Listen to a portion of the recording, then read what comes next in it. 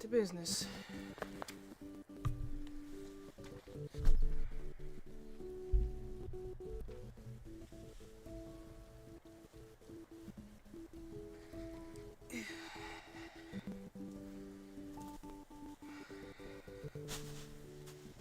Here's my Gothic dragon.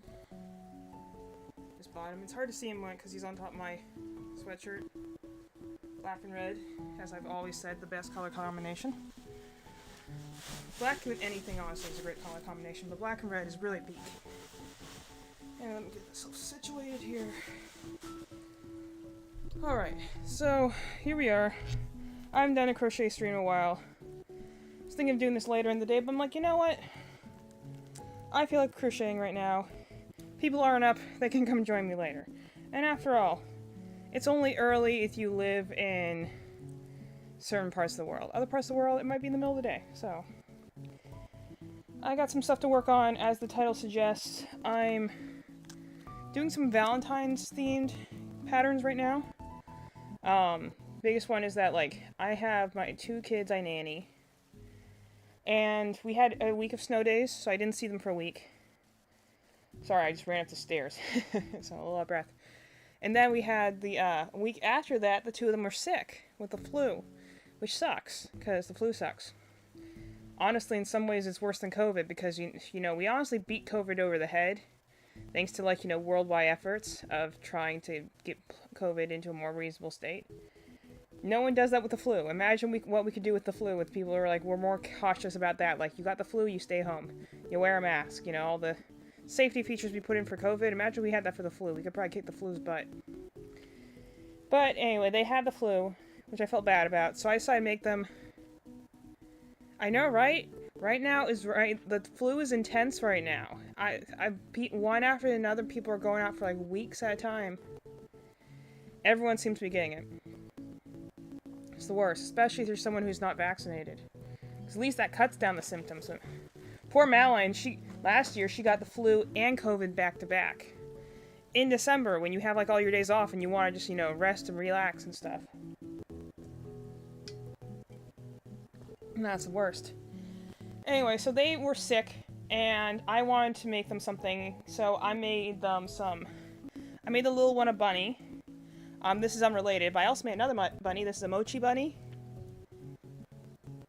Like a little mochi ball. I can't really see it because it's tiny, but it has like a little nose, it has little whisker marks. I just finished this one yesterday. It's made out of the same like super thick fur yarn that I use to make my Angel Guardian that I like to show off. So fine thing, this is supposed to be made out of super thin yarn like this. You can see that the yarn's significantly thinner. And then it's supposed to be palm-sized. But I'm like, I have the super soft, thick yarn. I'm sure it won't make that big of a difference. Yeah, he's a little bit, he's a chonky boy. He's a little bit bigger than palm-sized.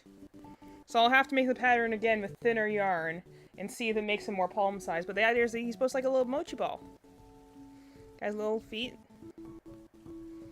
So, this will be up for sale at our next show, and then after that at my shop, but came out really well. He's cute, he's very soft. I love this yarn, this velvet plush yarn from Bernette. I love it so much. I could just sit here and feel it for hours. It sheds like nobody's business because it's fur yarn, but it also isn't as hard to see the stitches with as long fur yarn. There's like a Freddy I have downstairs I've been working on for who knows how long. I literally stopped working on because it's so hard to work with the yarn. But this doesn't have too much like pull on it, so it's not as hard to work with or see with, you know, it takes a little time to work with it. But anyway, so I got my mochi bunny right here. Putting him over there. But anyway, I made this little tiny bunny for my one kid. I hope she'll like it. But I might make another one of those while I'm on stream. It actually came out really adorable, but I also am making my one kid always ask me for a puppy. So I've been making him a puppy. And since we're coming up on Valentine's Day, let me move my Gothic dragon over here. We're coming up on Valentine's Day, and I was trying to think of, you know, I have a lot of crazy color schemes, but my sister was like, I don't know, they have a pretty neutral tone in that house. They probably won't want something that's super colorful, so instead I'm working with this nice red, white, pink, baby Bernette color here. You can kind of see. Kind of reminds me of cheesecake, but it's very Valentine's Day themed, I think. So I'm going to be working with that. I already made the head. I got the feet. Now I just need to all attach them together into the body. This is my first time doing this pattern.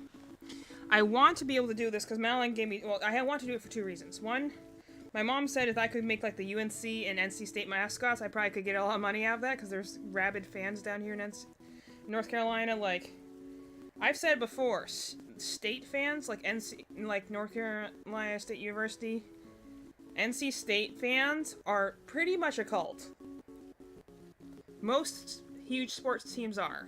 So I don't think that's a crazy thing to say, but, like, down here, it's a cult. It's a way of life. It's like something you get disowned from your family for not for going against, sort of thing. Like, it's intense down here. They are 100% cult. Have you seen them tailgating? They fill up like 2 parking lots, and they're there sometimes the day before the game even starts. I was like, oh my gosh. And then I have this other one to make a bunny out of. Anyway, essentially that I should be working on, like, you know, Freddy's and stuff like that, but right now I'm in a very Valentine's Day mood, and I want to use some of my new yarns that have been, like, sitting around. Like, this is Loops and Threads. This is the Michaels exclusive brand. I know, right? It's crazy. It's like, you could get thrown out of your house because you say you're gay, or because you say you support UNC, and I'm like, I don't think those two things are the same weight of, like, you know, life choices, but okay. Sports teams are interesting. But then again, you know, I guess it makes a little bit less sense to me, but I guess I could just relate it to rabid fandoms. Fandoms are going to be fandoms at the end of the day. But anyway, I have this Loops and Thread here. This is from Michaels. I've never used this brand before. So I got this here to work on. I'm going to do another bunny at some point with this one. But I'm just in a really Valentine's Day mood right now. So I'm like working on some Valentine's-y patterns. So we're going to work with this one. I'm going to work on this puppy. Try and get his body going. Puff my pillow up a little bit here for my feet. But I gotta work on the body for this puppy because I've done a pattern slightly like this once. The idea is that you make the 4 legs and then you go crochet them all into one body piece. I did it once. It was one of the earlier patterns I did, so I was not as experienced yet. So hopefully this time around it'll be a little easier. But that's what we're going to do today. I'm trying to keep my mic close enough that you can hear me, but also not so that when I reach up suddenly, I punch it. Because I do that a lot. And anyway, we're just going to sit and chat and hang out. I'm going to just whack myself in the face that time. I'm going to try and not be so ADHD autistic right now. Because, believe it or not, if you have either of those conditions, you are highly likely to be not as spatially aware. Which essentially means that, like, you... And this is something that, like, when I saw, I'm like, oh, yep, that's been me all my life. But, like, it'll be like you clip the edges of walls when you walk through doorways, or you go and hit the sides of chairs, or, you know, stuff like that. You know, it means that, you know, you're just a little less spatially aware. It's not necessarily a bad thing, but it just means that, like, if you're someone who randomly hits the sides of things when you think that you were going to clear them often in life, then you might have this thing. I'm like, oh, well, that explains that. But I've been working pretty much all this week. I have my 2 days where I normally nanny, but then I work on Mondays, and they needed me on Friday. They actually had also asked me to do today, but, you know, I politely turned it down just because I'm like, I need a day off. I don't know, for some reason it seems like by the time you get to the end of the week feels so long that you're just kind of like, I gotta sleep, dude. Where's my puppy pattern? Like, I have a lot of different patterns I want to work on. The idea with this current market we're going to, I think is supposed to have some of the, like, Hoyoverse voice actors coming in. So Madeline and I were trying to get some more, like, Genshin, Star Rail themed things going. The problem with that is that most of them are humans. I can't really crochet that unless they have associated animal with them. And usually the easiest animal to associate someone with is, like, a dragon. And those take a while to make. So I made, like, I have my big Rex Lapis one. He's off screen. He's over there. He's still here. I just have to put him over there because he's huge. Makes sense. But like all the rest of them, like, yeah, doing a dragon takes a while. I have a nice dragon pattern. I just bought a new one for, like, Eastern dragons, which I'm excited to use. But I'm kind of like, these dragons are so big, they take a while to make. So, like, the other ones are, like, I've been trying to look for, like, I have ideas to do, like, I have a fox-themed pattern that I'm like, okay, I could probably do that for, like, I don't know, like, Tainari and, like, Yaimiko or something like that. But I'm like, there's not a lot of animals to associate with them, and those are the things that are easiest to crochet are animals. You can do dolls. A lot of people do dolls. I've just never done one before, and I'm not going to rush myself to make one before our market in, like, 2 weeks. So, I do have patterns for dolls that I could do hypothetically for Genshin characters, but I've just never done one before. And I don't want to stress myself out trying to make one, so I'm trying to think, like, what can I make? I'm like, I guess there's some bunnies I can make, but I'm like, the thing is that I don't know, I know enough about Genshin characters to know and recognize them on sight, and probably know their names. I don't know if any of them are associated with animals, though, unless they are blatantly animal half characters. There's always something that weirds me out. And that maybe weirds me out isn't the right word for it, but let me put it this way. Between Genshin and Star Rail, the way they treat the half-animal hybrids is very different, and it's confusing. So, like, in Star Rail, you go to the second world, and you have half-fox hybrids. They are known as the Foxian race. Therefore, you see them all around. You have main characters of them, but there's also a lot of NPCs around there. They're people who are selling shops. They have their own culture. They have there's 3 distinctive species on the second world. There's one that's like an immortal species. I mean, they're all immortal essentially. The idea is that this world has a lot of very long life species, they say. So you have like this one race that's kind of like humans essentially, but with like immortality attached, and they go crazy. Then you have like the half fox race, which are the Foxians. Then you have the half dragon race, which is the Vigiara. Long name. And even then, most of them don't look like dragons. Like, most of them just look almost more like elves. They're just regular with the pointed ears. Only because, like, just essentially they're a bloodline that, I don't know if they're inbreeding or what, but, like, for some reason they're a very shallow bloodline that's steadily just getting more and more and, like, losing more of their, like, they have, like, the body resilience of, like, a dragon, but they lost a lot of the dragon traits. Only select characters have dragon-like traits. Like, my favorite character in that game. But, like, I like the fact that each of the different animal races has, like, a distinctive culture, and you can see it active in the world. Like, the biggest thing is, like, the Foxians, like, they live for exactly 700 years, and they have very distinctive death rituals compared to the other 2 races. They are natural pilots. They were a big force in the last war. They fought this war with this other, like lycanthrope race, I believe. I haven't gone to that quest yet, so I know the basics. But, like, you know, I think there's, like, a whole distinction between whether they get a tail or not, because, like, that's, like, a rite of passage to adulthood sort of thing, you know? Going into a little Kitsune lore there. Kitsune lore. But, like, there's, like, culture around it, and you see not only playable characters with these, like, fox ears and tails, and some of them don't have tails, you know?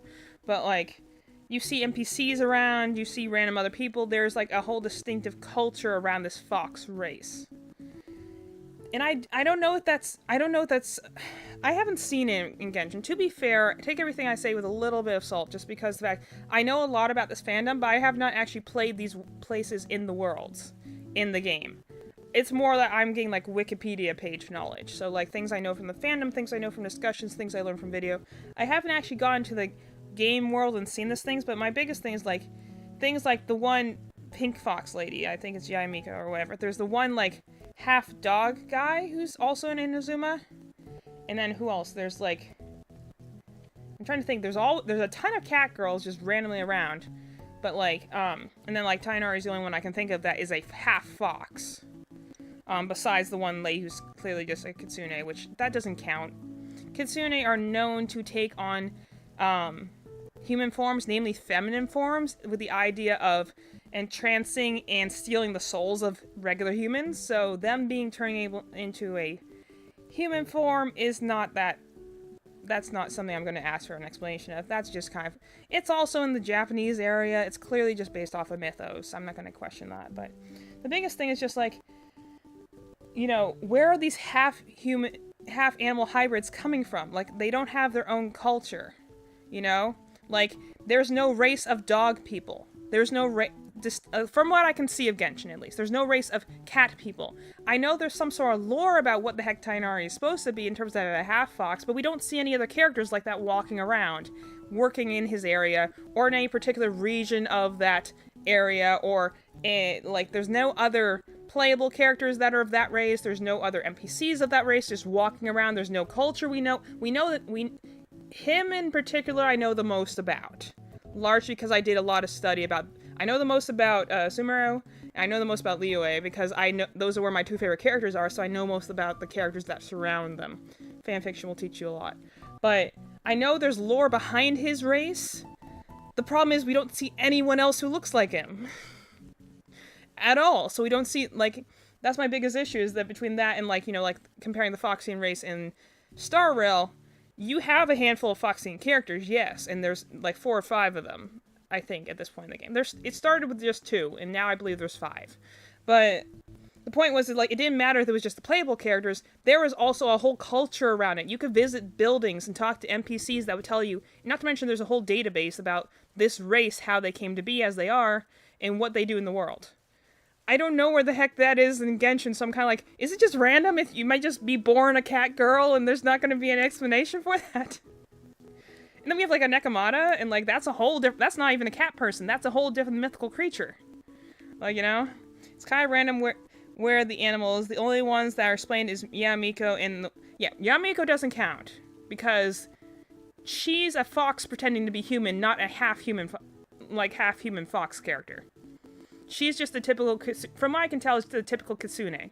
Which is, Kitsune are essentially, mischievous spirits that can take on a human form in order to enthrall and seduce other humans, either to get something out of them, or to steal their life energy. That's Kitsune lore, you know, like, that's like saying a dragon breathes fire. It's something that's very common with the character. The only thing that's, like, I think would be, like, if she uses fire or not. That's also a big thing, like spirit fire is another thing that Kitsune usually have.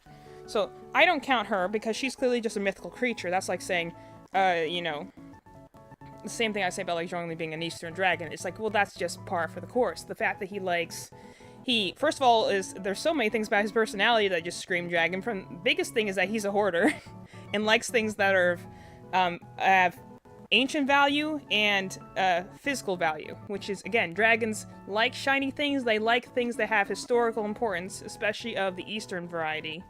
They like things that are expensive. They have an eye for detail. They live very long. You know, like, these are things that are classic dragon traits. It doesn't surprise me he has them because he's a dragon. It's like, that's the same way I feel about with Yamiko. I don't know a ton about her. I know the basics of her. I don't like how she's portrayed in fanfiction, so I hope that she's not portrayed like that in the game, because she seems kind of annoying in fanfiction, but, you know, who knows, she might be like that in the game too, which will be a pity, but, like, I don't count her because she is just a mythical creature, but the other ones, like, there's a lot of cat girls running around. Is there a reason for that?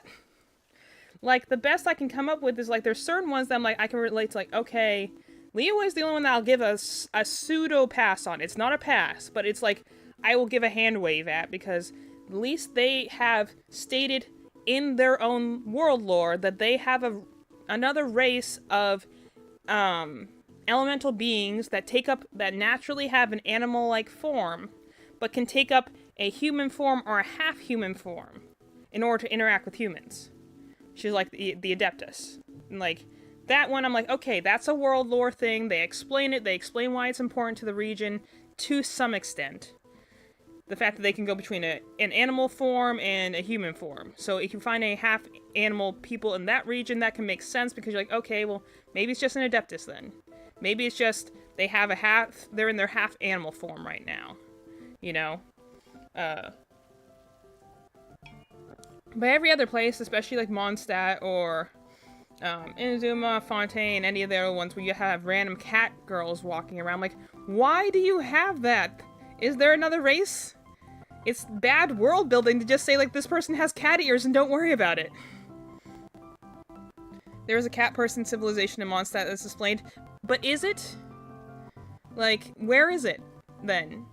Mondstadt's the city. It's also the location, but Mondstadt, they point out, is both a country and a city. ideally, this race should be visible somewhere in the city, if it's truly important to the world building of Mondstadt. Otherwise, it's just something that'd be like, don't worry about it.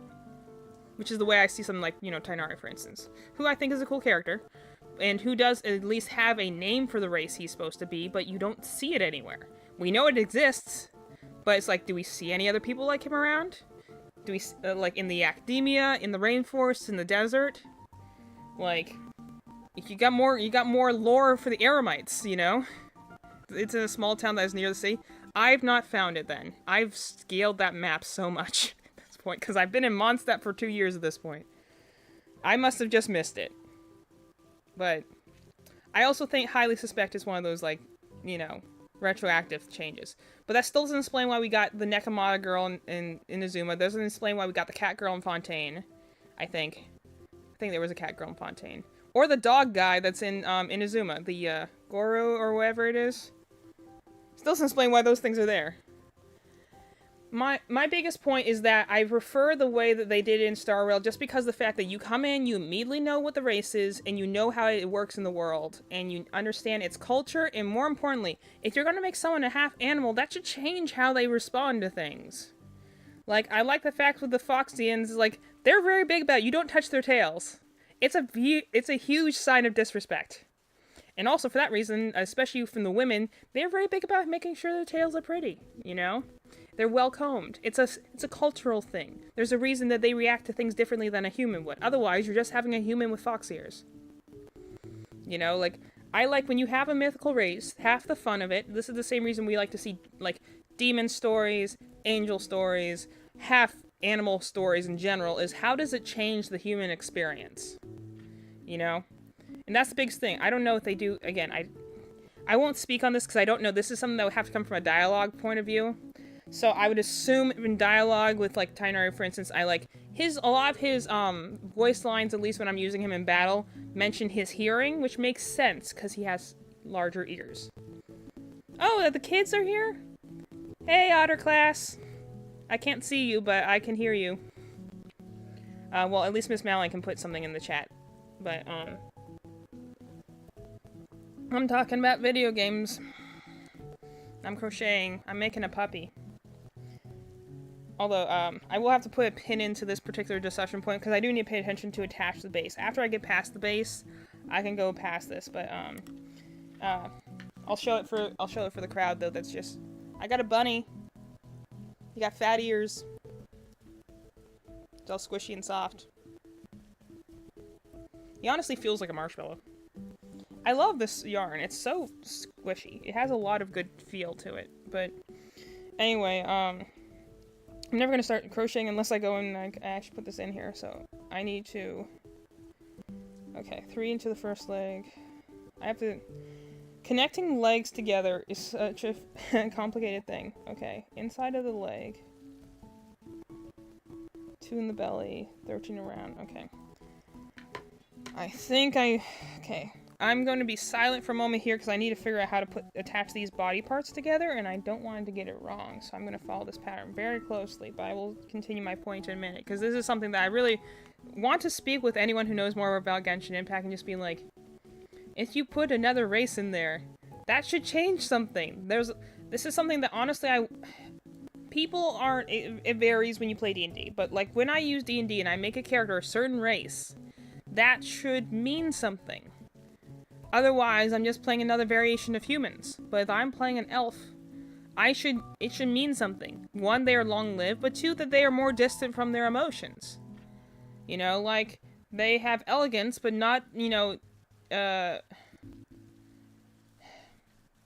guess constitution, sturdiness, like, they are long-lived and stuff like that, but they're not the kind that generally go out and, like, get emotional over things, so this probably puts strains in their relationships if they were to have, like, a relationship with another, race. Like, the biggest one is half-elves. Everyone wants to talk about the, human peasant who got together with, elven royalty and made a half-elf. I'm like, I think it's actually funnier to do it the other way around. I've actually made a character that way, where I'm like, no, it was actually, human royalty and met with, elf who was kind of naive and came from the forest, and they had a great relationship. I actually like it better when you're like, I actually had normal parents. I had weird upbringings, but I had normal parents. Okay, let's see. This is the first stitch of the round. Alright. So let's move the stitch marker over. Where's my little clippy? I'm trying to keep track of all these clips. I only did buy me a new bag of them, but I'm trying to keep track of them. Okay, so I'm gonna try to shut up for a few minutes, but again, I can't really do that because I talk a lot. 3 into the first leg. Okay.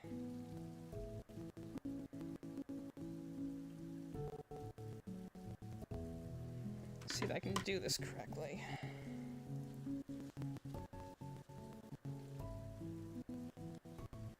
So, let's see. That'd be 1.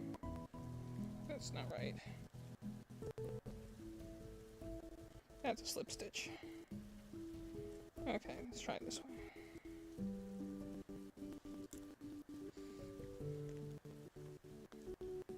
There we go, that's more like it. 1. See, this is attaching slightly. I made a dragon that had this little 4 feet design. That was... I thought they were going to attach it similarly to the way I did that dragon's feet. But this one's actually a little different. It's going in essentially 2 stages. Essentially doing something that you do to connect pieces together normally on a creature. Like I just did my bunny. You crochet it into the design. This is doing it a little differently. Which is fine. Always down to learning something new. But I'm just trying to make sure I'm doing this right.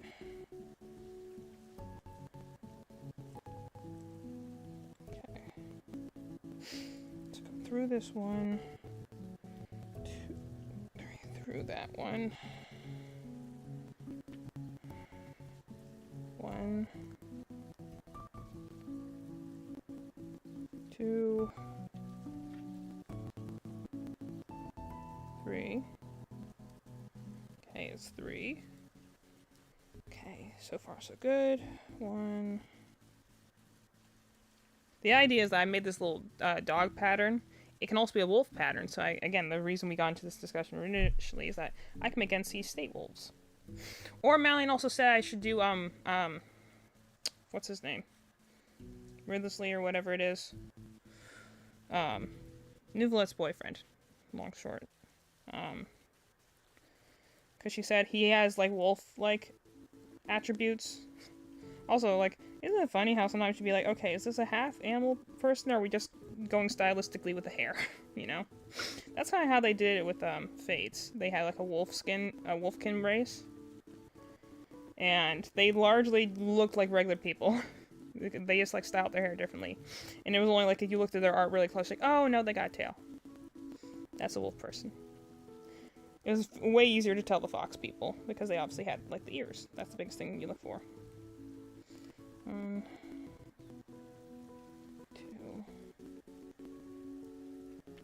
Okay, last foot. This looks like I'm doing a spider or something. Look at all these strings.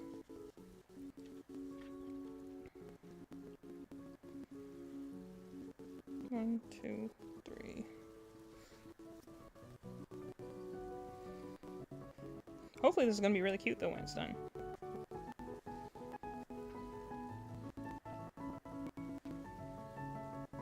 2, 3. Okay, that's 3.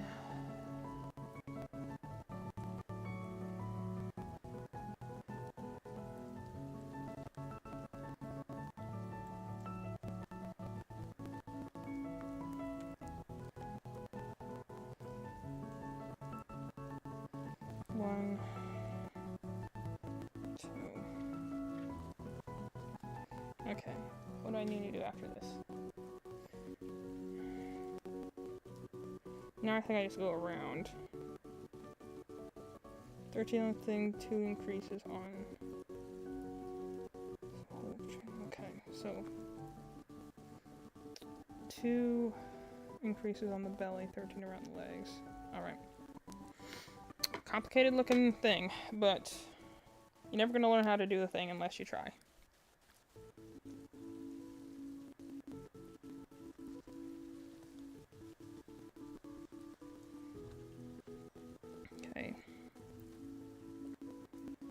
Let's see.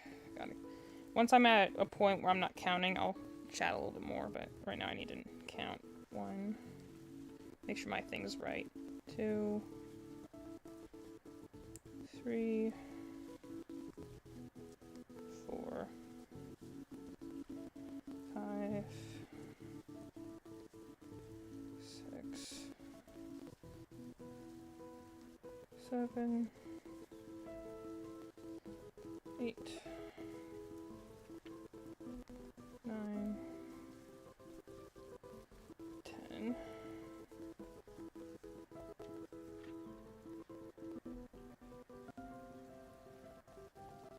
11, 12, 13. 11, 12, 13. Okay, I think I miscounted somewhere. Okay, so I think I actually go up here. 11, 12, 13, 14. Okay, that looks a little better. Okay, it's one leg. And 2 increases.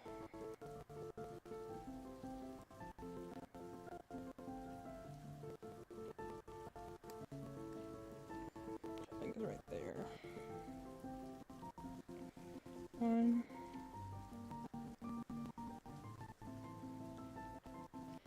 2. It always says leave a long tail to sew in holes, but I'm like, my thing is that I have so much tension in my hands that, like, I usually don't need extra yarn to sew up the holes. 1, 2, 3,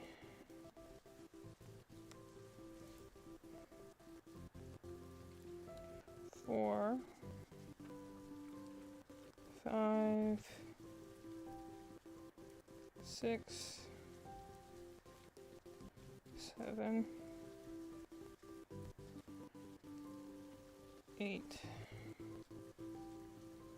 9, 10,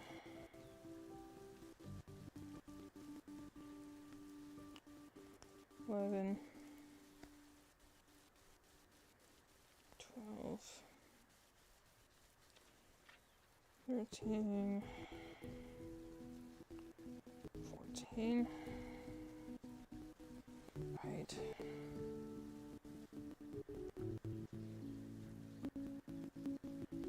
Increase. Increase.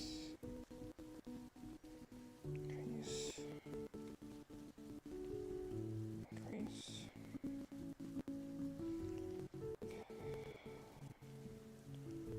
1, 2, 3, 4, 5, 6, 7, 8,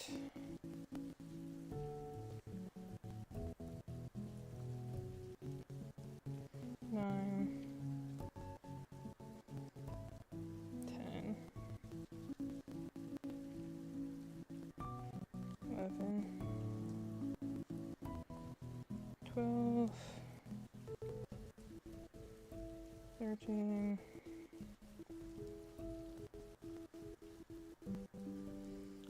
14. Okay. Increase. Increase. Increase. Increase. Okay, last leg here. I'm on my last leg. Literally, physically, mentally. 1, 2, 3, 4, 5, 6, 7, 8, 9, 10,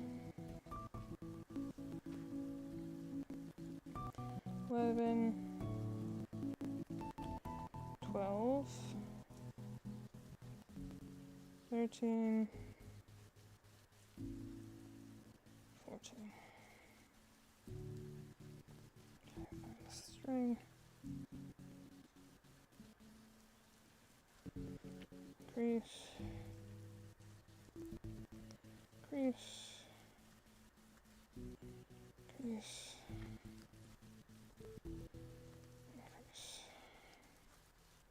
That should be the end of that row. Yep. Doesn't it look so much obviously like a creature right now? Oh my gosh. That's complicated. Okay, now I can just single crochet around. Alright.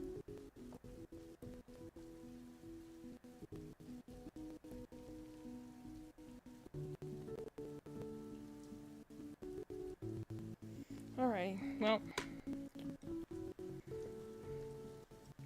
Move my stitch marker because I think it's in the wrong place.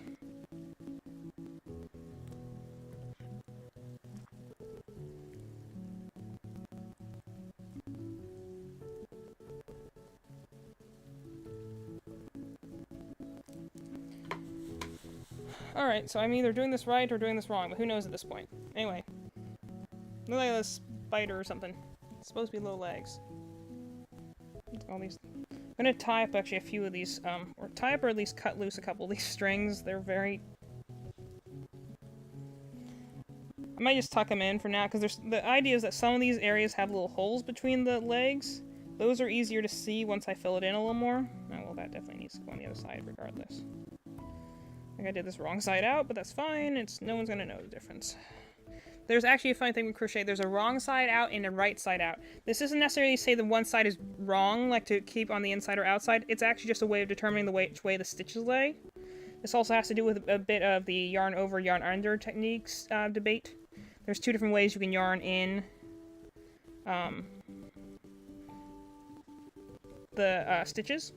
So just one side looks a certain way while the other side does. Like for instance, whenever you use fur yarn, you actually work wrong side out because the side that you're actually crocheting in will actually usually be much more tight packed together, which means that the other side is actually the fuzzy side. So usually when you work with fur yarn, you work wrong side out, because that's what makes it fuzzy on the outside, as opposed to normally with the crochet thing, you switch it to right side out, because it makes the stitches look neater. But in the case of like fur yarn, you don't want the stitches to look neat, you want them to look fuzzy. So there's a whole difference in things like I learn about crochet kind of the way I learn about fandoms, is a little bit of osmosis and just kind of looking at things and picking them out. This is also how I learned how to be a writer. This is how I learned how to be an artist. I did art for the longest time. I remember my family used to always tell me about how much, like, in my family back when I lived back in Erie, I had grandpas and grandmas and my uncles especially would go and, like, tell me about, like, you know, I have art abilities, am I going to do something with that someday, you know. And the thing is, like, I never had, like, a formal art class. I had, like, maybe, I remember one distinctively in elementary school. But I never remember really having distinctive art classes. Or anything that was, like, learning how to draw, or anything like that. So, like, you know, some people are like, oh, you have to be talented, you have to see the thing. I'm like, well, I mean, having a bit of neurodivergency certainly helps with any sort of creative task, because it means you're more of an outside-the-box thinker, but, like, there's no, like, distinct, like, oh, you were born artistic, or you were not born artistic sort of vibes. You know, it's more like, what drew you in? Like, in my particular case, you know, I never had a formal art training, or like classes, or I didn't even really do a whole lot. I did them occasionally, but I never even really used those sort of like learn how to draw books that like you get as kids. I got those. I remember very distinctly my mom and my dad got this Lilo and Stitch how to draw book for me. I never actually used it to learn how to draw. I would put paper over the pictures and I would trace them. Because, you know, obviously when you're a kid, you're impatient and, you know, you want to learn. I heard this weird scratching sound. I'm trying to be like, what the heck is that? I'm gonna assume that's my brother next door, but you're impatient and you're like, my artwork doesn't look like their artwork yet. That's why I think how to draw books are kind of a, it's a good thing we have things like YouTube and stuff now, because I think showing someone the actual, like, how did you get from point A to point B? How did you draw a circle? How did you learn how to put lines and to tell where the facial features are? I think those are much more effective than a how to draw a book, just because the book shows you the shapes. It doesn't show you how you got to the shapes. Like that's like showing someone the picture of a stitch and being like, well, what did I need to use my hands for in order to get to that stage? So I used how to draw books, but I would use them just to trace the pictures, you know, because when I tried to follow the actual lessons, I'm like, my stuff doesn't look like their stuff yet, and I'm impatient, and I want to know. But, like, the way I learned how to do art was not through any art classes or anything like that. Not to say anything, you know, you got art classes, that's great. Or if you're someone who just kind of figured out art, that's also great. But I'm like, I actually had neither of those things. I learned how to do art just from essentially the way you kind of learn any skill. Watching and adapting over time. That means that I improve at a very slow rate. It's very slow, methodical, because also you gotta remember, you know, like, I bring it up all the time on stream, but I feel like that needs to be more visible out there, you know, like, I am autistic, I am ADHD, I might have something else in there, I definitely have some form of anxiety, but, like, you know, that means, this is the reason that a lot of people say I'm a good teacher, is that, like, every day of my life, I'm interpreting things, like, I'm a foreign, language speaker. I have to interpret it in my language, and then translate it over to the language everyone else speaks. And then interpret it back to teach myself. So it means that, like, when I'm teaching someone, I already know kind of how to break it down into steps that are easy to follow, because I have to do that to learn anything, you know? And this isn't like I have, like, some learning delay or something like that. I'm not saying something like that, but, because I don't believe I do. I don't know, I have to talk to my mom about that one, but, like, I'm used to essentially having to act like an interpreter. So, like, when I'm teaching someone something, I just started, like, doing some crochet tutoring, just a little bit, kind of a favor for a friend on the side, teaching some crochet tips, and then, like, yeah, well, I had to teach myself how to do this. So it means I kind of know how to do it. Oops, see, I told you I'm going to whack the microphone. I have to teach, so teaching someone else actually isn't too difficult, because I already went through this process once. Once you have the information, you can just pull it up again. It's kind of like writing a program. Once the thing's written out, it might be a pain in the butt to write the program, but, like, once the thing's written out, you can just replay it as many times as you need. This is like, you know, it can take me a while to learn a new skill, or, you know, I have to study really hard the first time when I learn something, but usually once I learn the thing, it's in there, and I can just call it back in, you know? This is why, like, I took a singular class on Gothic literature, but I reference it all the time because that sort of thing resonates with me. It's very strongly, like, encoded in my brain, so I can just kind of call it up whenever I strike something that seems to fit that sort of language.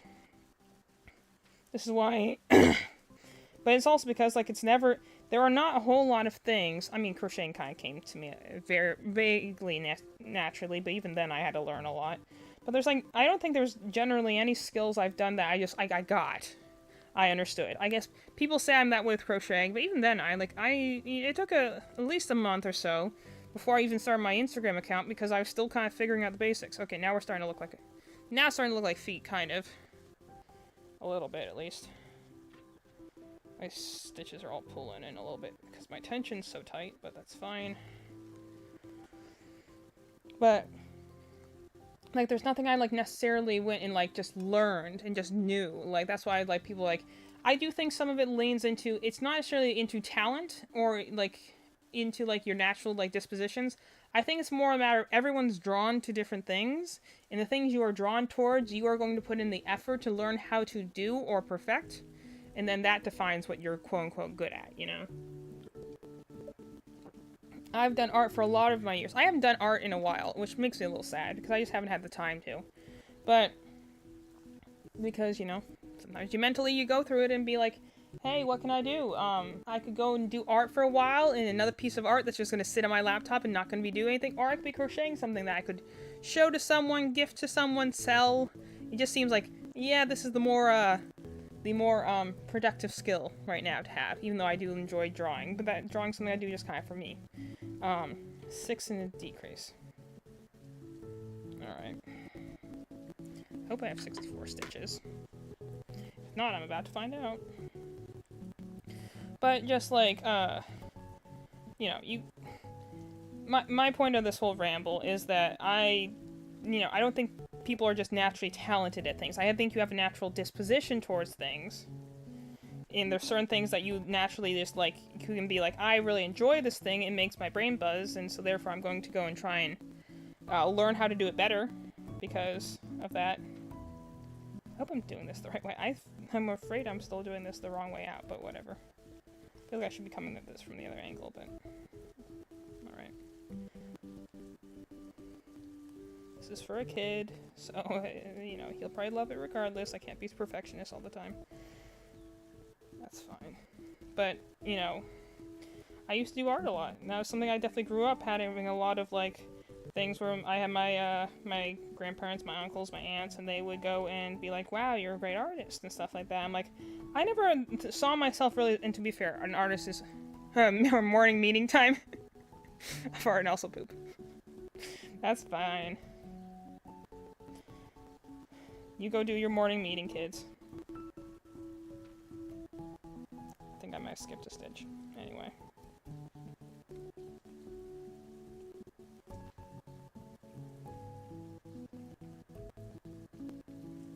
Okay, so that's the decrease. Yeah. I'll make sure I'm not missing anything here. 1, 2, it should go about halfway around the leg. 3, 4, 5,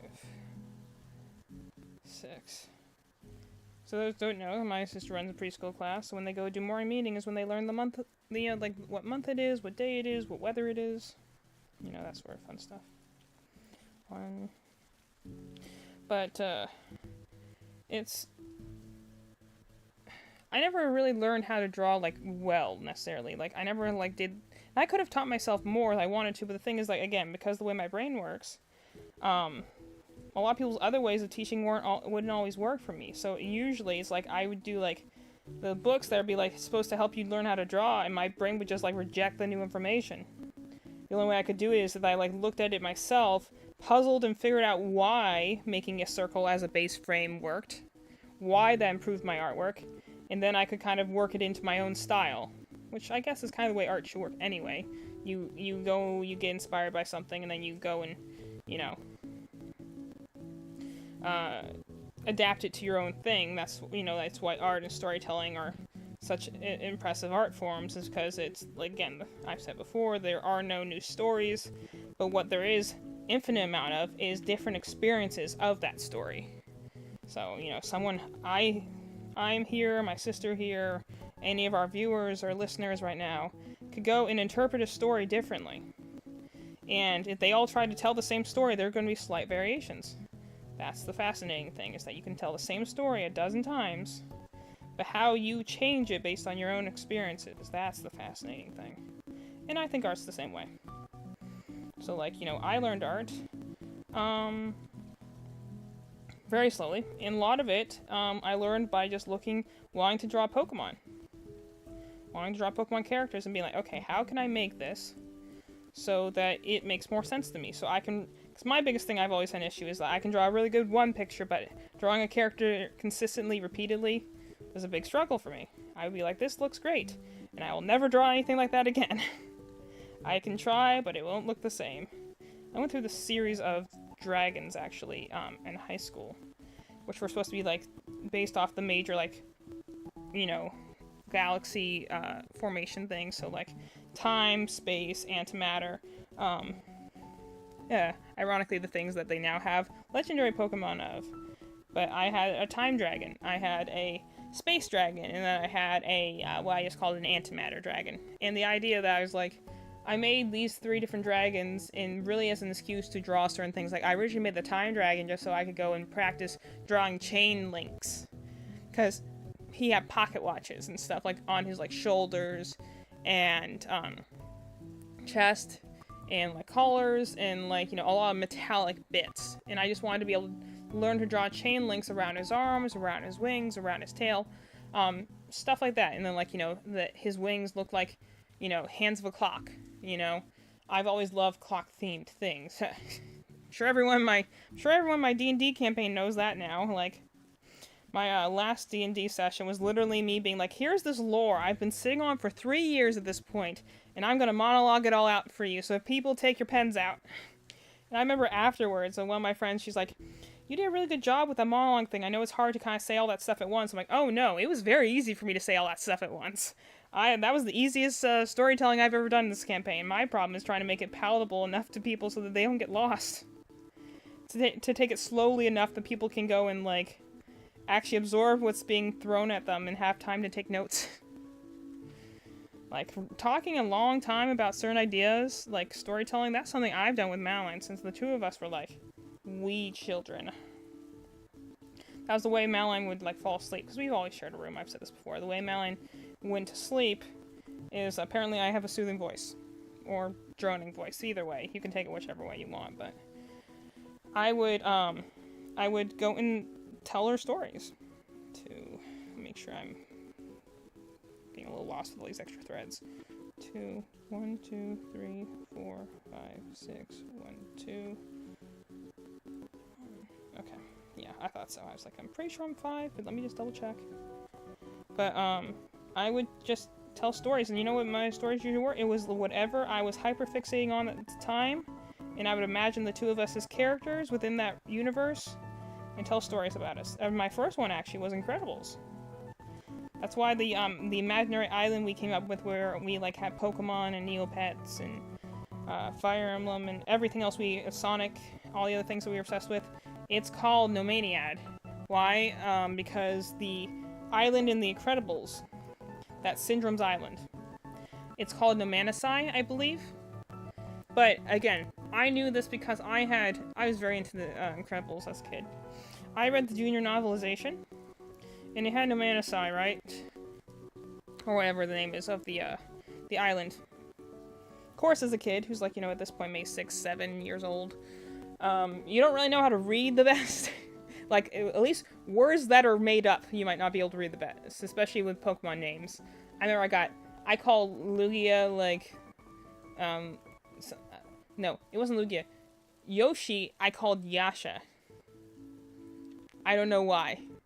It clearly doesn't make sense, but sometimes you just say things, and, like, this is also the funny thing about Pokemon names, is, like, Pokemon names are definitely one of those ones that's just like, yeah, you say it however you want. Everyone calls a certain Pokemon weird names.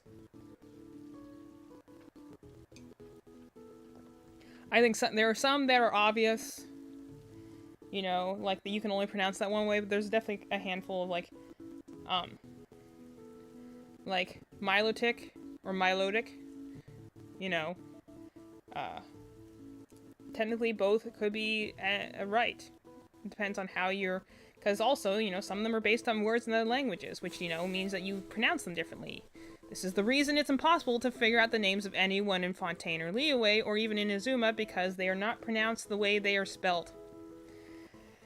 Good luck trying to figure out how to name anyone in that one. You know how I figured out the Zhongli's pronounced that way is because someone corrected me, because I'm like, oh, you don't say the Z. I still do it half the time, because it's more at this point a determination of I want to say it wrong, but I do try when I'm talking to other people so I don't seem like a noob. But I'm like, yeah, a lot of words don't necessarily, because when they're taken from other languages, don't sound the way they're spelled. And so, gosh, where am I going with this? So the reason we had these stories, and so I had the Island of Criminals is called Nomanasai, I believe. And the only reason I know that is because I remember the moment they say that in the movie. I don't remember how it was spelled in the book, but I remember reading the book and then going to watch the movie, and, like, that was back in the time when, like, junior novelizations were actually good.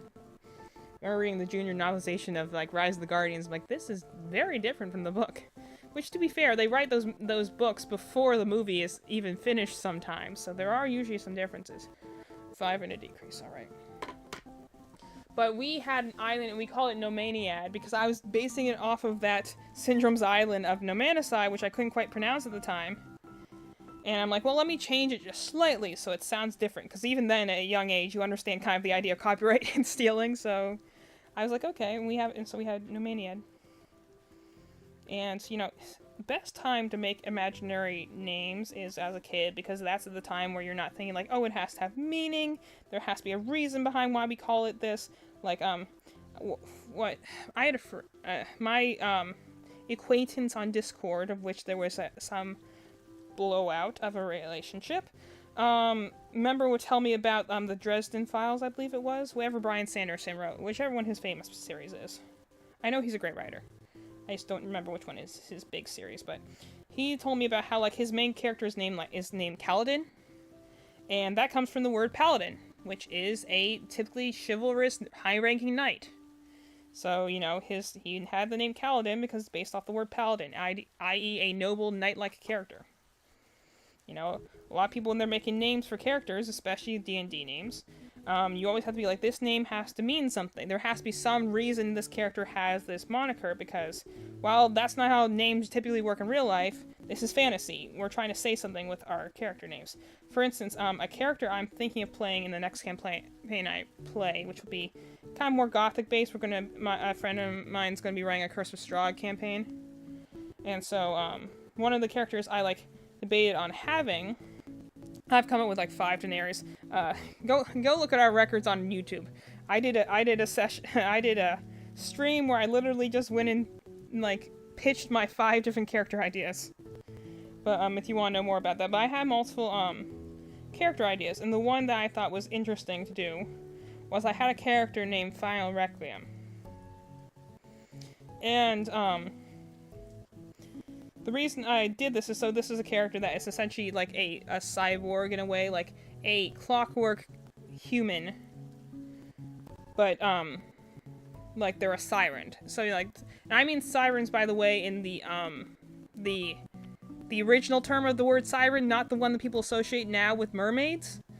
Most people associate now sirens with mermaids for some reason. I don't know why the lore of those two creatures got mixed up. But like with most things in Greek mythology, it's probably because of the Romans, so why there's so much confusion about those god things.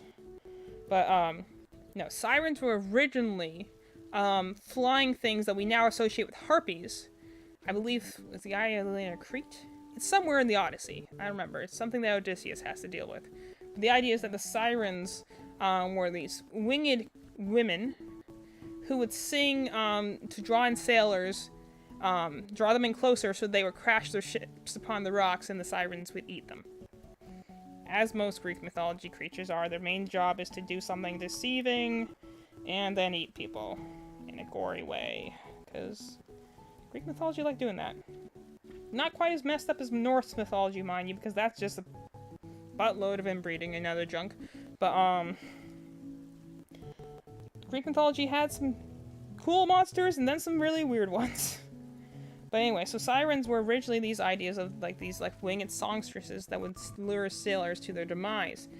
I think somewhere along the way the mythology got confused with mermaids, who are very similar in a lot of ways. Mermaids, again, were another thing that would lure sailors to their dooms, to a watery grave, sometimes through singing, and somewhere along the way the idea of sirens, the original version, which are the winged versions, got confused with mermaids, who do a very similar thing, and then those were called sirens, so now a lot of people associate sirens with women in the water, who will sing you to their death. But the purpose of this character was based on the original version of sirens, the winged kind. And so the idea was this was a clockwork siren, essentially, that he had been created. He doesn't know why. It's a character I'm probably going to go with because he has the most interesting character idea. It's between him and this other druid I have an idea for, who's essentially a Halloween-themed druid, because I was in a very big Nightmare Before Christmas mood around Halloween when I was making these characters. But, the idea is that, he's created for a purpose, and he doesn't really remember why. So he's going out there to, figure out, his origins, learn more about life. And then, he's a bard, so the whole idea is that, like a siren, he has this voice that can cause magic things to happen. However, most of the time, it just brings doom to people, and it just hurts people, so he doesn't, even though he loves to sing, and it's kind of in his nature as a siren, he doesn't want to hurt anyone. Because, again, no memories, so he doesn't have really any malice towards anyone. So he doesn't want to hurt people when he sings, even if he likes singing. So the reason his name was Final Requiem is because he found, he awoke in a lab So he found blueprints for a project called The Final Requiem that looked just like him. So with no other idea of what a name was supposed to be, he calls himself The Final Requiem. So yes, it does mean his name is Final and his last name is Requiem, so if people just want to call him Final, he's fine with that. But the reason also that that name exists is because his appearance is based off the Requiem module that Kaito has. Anyone who knows Vocaloids, Kaito's the male one, the only one who's truly a male, because Rin, who is the only other one of the Cryptoloids who has a male presentation, is actually done by a female. Rin and Lin are twins. They're the yellow-haired ones, and they're done by the same voice actress. Because, not surprisingly, a lot of the times young boys are usually just played by women. Ash was, Tails is, it's not an uncommon practice. Because young boys' voices change, so if you want something for a long-running series, you want a voice that you can consistently get over and over. So, yeah, Rin and Lin are the same voice actress, just a slightly different modulation. So, technically speaking, he's not actually a male voice actor, like a male voice Vocaloid. He's technically, I prefer his voice over his sister's, because I think hers is just, it just doesn't really do it for me. There aren't many of her songs I like. Nothing against the voice actress, like I said, I really like Len, but Rin's voice just, it's too close to Miku's. So, it's kind of hard to define her as being like her and being like, oh, well, yeah, I recognize that song, that's Rin's song, but I'm like, there's not really that many. Like, Luca's a pretty distinctive voice, Len's a pretty distinctive voice, Kacha's a very distinctive voice. I like that he can get the high ranges and the low ranges. Anyway, if you ever seen Vocaloids, he's the only one that's a guy. He's a big thing, white coat, blue scarf, blue hair. Pretty easy. But he has a outfit called Requiem, which goes with the song Ashes to Ashes. One of my favorite Vocaloid songs. It was the first one I actually ever played on the Mega Mix. Maybe I'll play that. I think I've played it on stream before. It's the only song I can get on super hard because it's a slow song, so it means it's not too hard to get it. But, I think it's just a single crochet round after this. 3 rounds, alright. 3 rounds, fair enough. But let me unroll some more of my balls so here. Yarn ball. But anyway, so Kaito has this one really cool looking outfit called Requiem that's based off, that's from the Ashes to Ashes song. And I really love the outfit. Like, it's one of those things I'm like, if I could find the pieces for it, I would cosplay it. And I actually did find a guide online of like how to cosplay this character, but I'm like, I have to find the pieces for that, but I'm like, I would totally, because it's like a cool like Victorian like purple sort of suit it has, but it also has like high collar, the cravat, the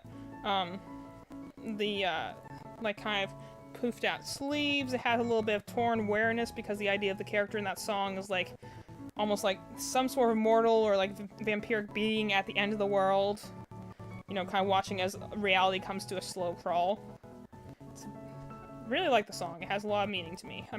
I've always thought about like doing an analysis of it being like, there's some Vocaloid songs I just want to go and sit and do an analysis of and be like, let's look at the music video here and try and determine what's going on. Because Vocaloid music scans the whole gamut in terms of, it falls into that anime space of you have both really cool, really impressive, and really weird. But such is culture. But, so he has this really cool outfit, and I loved it, so I based this character in D&D off of that outfit. So I also like the fact that, like, for instance, he has, like, one of his eyes has gone dark, there's, like, cracks running along his face, like he's literally this clockwork being that's slowly dying. So that's the idea where the character Final Requiem came from, that I may play in a D&D game. This Requiem from Kaito's outfit, but also Requiem means a song, usually like a death knell sort of song, like a dirge. Like, so the idea of a final requiem is like the last song that someone is going to give. So I thought that was a cool name, But anyway, long time ago, I made a story about with the island name Nomadia because, sometimes it's funny just to put random sounds together and call it a name. I do that sometimes. I have a character name. I have pair of characters in one D&D group, not D&D, Pokemon Mystery Dungeon group, who just released their newest mission. I really wish I had more time to work on because I really like writing characters just casually, just to keep my skills going, keep my brain buzzing. And I had a character, her name was Einvel. And that's not a name, necessarily. It's not like a word in... It does sound German, but it's not like a word in German. It's just literally a bunch of letters that I put together and said, that looks like a name. So I have this shiny Eevee named Einville, and she has her younger brother Svelte. Which again, not a name. Just a bunch of letters I put together and said, yeah, that looks like a name. Sometimes that's all a name needs to be. That's the beautiful thing about words, is that all you need to do to invent a new word. The book Frindle, if anyone knows the book Frindle from like elementary school, is literally this concept, but the idea that the only thing you need in order to make a word is to make the word, give the word a meaning, and then just spread it around until it takes on meaning. The plot of Frindle in the thing is the idea of calling a pen a frindle, and then, spreading around the meaning of that word. It's an interesting little elementary book. This is how, like, names work. This is also why we'll dip our toe briefly into political stuff, because such is the world, but this is why I kind of have an issue with renaming monuments. Because language is fascinating in the way that it both carries and forgets at the same time. Because yes, a name can be named to remember somebody by. But after a period of time, that name takes on a new meaning. Like, when we mention, for instance, if you had a place called, Jefferson Drive or something like that, it might have been named at some point about some important person in the community named Jefferson. For the first 10 years or so, maybe, people remember this guy Jefferson and how the street was named after him. Maybe he lived on that street. Maybe he did something big. But then 15, 20, 30 years on, people don't have that memory anymore, and it just becomes known as a road. This is Jefferson Street. It is a location. It is no longer a name. It is no longer a callback. It is a location. It is the fastest route to get to the mall. It is the way that has this pothole on the side. It becomes its own unique terminology now. This selection of letters now has a new meaning that is no longer a name. This is kind of the hill I'll stand on when it comes to renaming monuments. That after a period of time, monuments don't name, like they're named after people, are no longer referencing back to the person. They have become their own identities. So calling like a fort a certain name, or a city a certain name, or like a street a certain name, like at a certain point, that name evolves into something new. It's no longer about, oh, it's drawing back, it's immortalizing someone. Because, again, I've mentioned this before, I live in North Carolina, we're in the north of the South.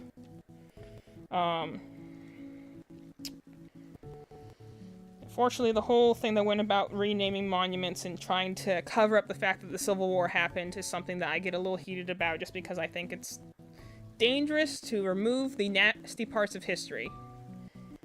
You need to remember the nasty parts of history happened, so it doesn't happen again. Trying to erase them or boil them down or whatever, that's when things get dangerous. But point is that we're, in the South. So, that means that, Confederate states. Definitely got a lot of yeehaw idiots down here who, think it's funny to fly Confederate flags. I'm just like, you aware that, whatever meaning you're attributing to that is not what you think it is. Because it's usually people who are idiots. Who do not realize the significance of what they have. But anyway, so the point is that, there are certain, places down here named after important people in the Confederate Army, like generals, or other things like that, who fought in, and mind you, when this whole thing happened, you gotta remember when things we like to zoom out and look at history with a wide lens, but sometimes you gotta zoom in and be like, yeah, in the moment when that happened, probably a lot of people did not care about why the war was fought. They were probably caring more about the fact that they didn't want their homes to get burned down, and so therefore they fought. The Civil War is always an interesting thing for me to study. It's something I always found fascinating to read. Studying the Civil War in North Carolina is very different from studying the Civil War in California, which is very different from studying the Civil War in Pennsylvania.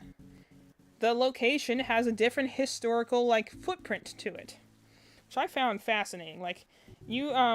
I remember studying the Civil War in the other two states I've lived in. But they go way bigger into it here because it literally lives around us. As a state that's in the South, it literally is alive around us, as opposed to another location. And, Civil War is just a fascinating time in history to learn about.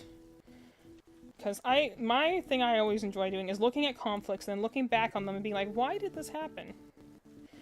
And also, a fight always has two parties, and more importantly, no one ever sees themselves as the bad guy. Everyone in their own minds is justified. They wouldn't do it otherwise. I mean, granted, there are some exceptions to that rule, but generally, most people don't do things with the intention of hurting. Usually they do it because they think that their means justify it. So the fascinating thing will be, like, looking at, like, the Civil War and be like, yeah, why did it work? Why did it take so long? Well, large part of it was the North didn't take the South seriously, didn't think they were going to be an actual threat, and they were serious about seceding and creating their own country, so the North just kind of dragged their heels. And that's why the war took so long to finish up, and that's why it got so bad for a while, is because they didn't make a proper response. So therefore, the South just kind of went for it unimpeded. And they had good generals down there. The biggest thing you hear about is, gosh, what's the name of it? It's not Davis. There was, like, the big general they had in the South for the Confederacy. He was a brilliant mastermind. And the reason the North was on the back foot for the majority of the war is because they couldn't get a general that could match this guy's skill. And they didn't try and bring in anyone who was truly that good for a while. Until eventually, the reason the war turns back into the North's favor is ultimately because they eventually do get someone who can match him blow for blow, but, like, it's funny that the Civil War lasts as long as it does, largely because the other side wasn't taking it seriously. Until it was too late, and they were already, and, like, they were on the run, See, now we're starting to look a little bit like a dog. Now you can kind of see the 4 feet. He's gonna be so cute when he's done. This is a different way of attaching 4 legs than when I did, again, I did a different pattern that was with a dragon. Ironically, I still own this dragon. I'm wondering if I need to lower its price or something, because I've taken it to every show, and I don't think anyone's picked it up. So I'm like, does anyone want to buy a dragon? I don't mind keeping it, but I'm also just kind of like, everything else I've had has been picked up or looked at. No one has looked at this dragon twice. And I have to be like, there's gotta be some reason, like, people don't want this dragon. I'm like, I need to put it on our shop or something, but, like, no one wants this dragon I made.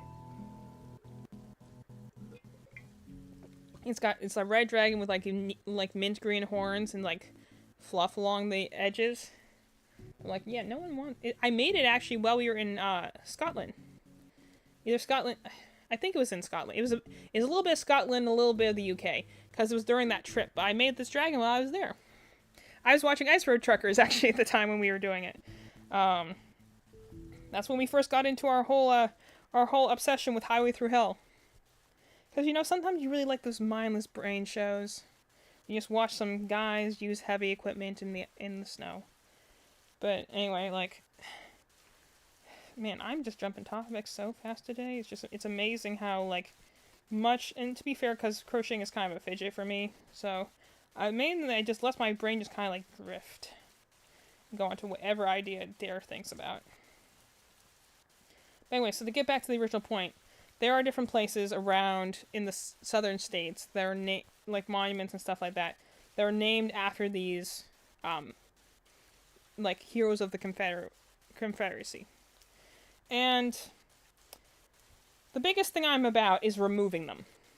Now, I'm okay if it's like it used to be in town square and now we're moving it to a museum, or now we're moving it to a graveyard. Like, if you want to take a statue or a monument that you think is in poor taste now, and you want to just move it, that's different. That's just repurposing and putting it where, still honoring the history, but being like, maybe we don't need to have this front and center anymore. That's fine. It's the ones that are like, oh no, we need to rename it, or we just need to outright destroy it. And I'm like, to be fair, have a hoarder mentality, but I'm like, I don't think you should ever be destroying pieces of history. Yes, the Civil War happened, and we are never going to remove that, so why try and remove it from other things? And also, when you think about the people who are like, oh, well, he stood for the Confederacy, and that makes him evil because he supported slavery, I'm like, No, realistically, probably a lot of people who stood for the Confederacy at the time had other reasons for doing it. I don't, like, some of them, yes, definitely would have been like, no, I want to keep slavery legal, but probably a good amount of them were just like, no, I want to maintain my business so I can feed my family, or just, I want to keep my home safe because people are coming down here to torch it, you know? Like, people are people. And the line of good and evil is impossible to draw. This is what makes a well-written character so fascinating, is the idea that, like, this is why I go and, like, praise, like, for instance, the one moment I bring up the most in Persona 5 is one of the villains of the area. He was a horrible man who exploited artists and literally drove them to, like, unalive themselves sometimes, brought them to ruin. And one of the people who he's literally exploiting by, one, he let his mom die, then he, like, raised him to exploit him, and is literally living in this, like, little ramshackle hut, barely feeds the guy, and, this is Yusuke, and, he becomes one of your teammates. But, like, his horrible neglect to this guy, and, has just been, like, abusing him for all this time, and he doesn't even know. Like, he's so far indoctrinated into it that he wouldn't suspect anything horrible from his father/master. Like, master in terms of master-student, just to make that clear. His teacher. Until it literally is shown right in his face. And then that's when, of course, he awakens to his persona, because then that's when he finally stops denying the truth that he's known all along. That's usually when you get, in that game, Persona is about the spirit of rebellion, about no longer turning a blind eye to the truth. Personas mean something different in each Persona game, which is what I really like about the series, is that when you get down to psychology, Persona literally just means a mask. It is a mask you put on in order to better interact with humanity. There's a whole, like, psychology about this, like, the shadow, the persona. Nights into Dreams uses this, literally all of this psychology in order to make its world work. I think I remember when we did a run of Nights into Dreams and Night's Journey of Dreams for our other channel, I, like, went deep into the psychology of this one, but look at those little feet. They're so cute. But, the idea that, like, so this man, at this point, he's horrible scumbag. But during and Yusuke's world view is changed by this, because now he's become more cynical. This is someone who, mind you, is an artist, sees the beauty in everything, definitely ringing strong on some sort of spectrum, because, like, some people will be like, oh yeah, he's always chasing after Anne. I'm like, no, you gotta remember, this guy also is not seeing her as a human. He's seeing her as a model, like a sculpture hidden inside a block of marble, sort of thing. Like, he's not going after her because of that. I mean, he might be a little bit. He is still a teenage boy, but it's like, I remember this one person saying, like, that they hate Yusuke because of the way he is and the way he goes after, like, Ann, and, like, he's weird. I'm like, he just rings to me as someone who's neurodivergent, and also someone who's been very isolated and, like, maltreated his entire life. His social skills are probably going to be very off in a lot of ways. He's Madeline's favorite character. I think he's fascinating to look at. Definitely more so than some of the later characters. Also, he's one of 3 characters in a group of 9 that's otherwise all girls, so, and one of them is the main protagonist, so, like, you can't really count him either. But Yusuke's whole worldview shifts on this, and so what he once saw as a beautiful world, full of, like, artistry and beauty that he could capture in his canvases, now he's hit an artist slump because that cynicism struck him so thoroughly, he can't find inspiration anymore. So his whole social rank is about him, like, essentially trying to overcome that, and, social ranks are done with Joker, the main character. 4 and a decrease. Alright. So, in helping him, like, kind of work through that slump, and him trying to figure out how to find his, like, artistic vision again, and essentially it's him just working through his cynicism, and being like, yes, the world has darkness to it. There is evil in the hearts of men, but also there are good things. There is hope. There is love. Like, that's what his essential, like, message is, to realize there is despair, but there's also hope. There is darkness, but there's also light. And the most important thing he learns is that these two are not split apart. These are not 2 sides of a person. They are a big muddy mess. And you can look, and that's what, you see this through his artwork that he produces during the social night. It's like, it's a big swirling mass, and you can't tell where one begins, the other ends. And so when he, like, meets with this one art teacher who, like, is trying to mentor him, essentially, indirectly mentor him, because, Yusuke being an artist is not going to just accept someone's help. He has to go and essentially, in a roundabout way, help him by, like, essentially helping him get to the decision on his own. But, because he sees that, like, Yusuke's struggling. So he's, as an older man, he's trying to help him along the path. But the thing that he says to Yusuke at the end of it is that he tells him about his teacher, who, mind you, is a horrible scumbag, who's maltreated him most of his life, is literally responsible for his mother's death, who got famous off of his own, like, Yusuke's own personal tragedies. But, like, he goes and tells him a story about how this person who, he has correlated, Yusuke's kind of correlated as a villain now in his mind, who he once admired, but now is just sees as a pitch black villain.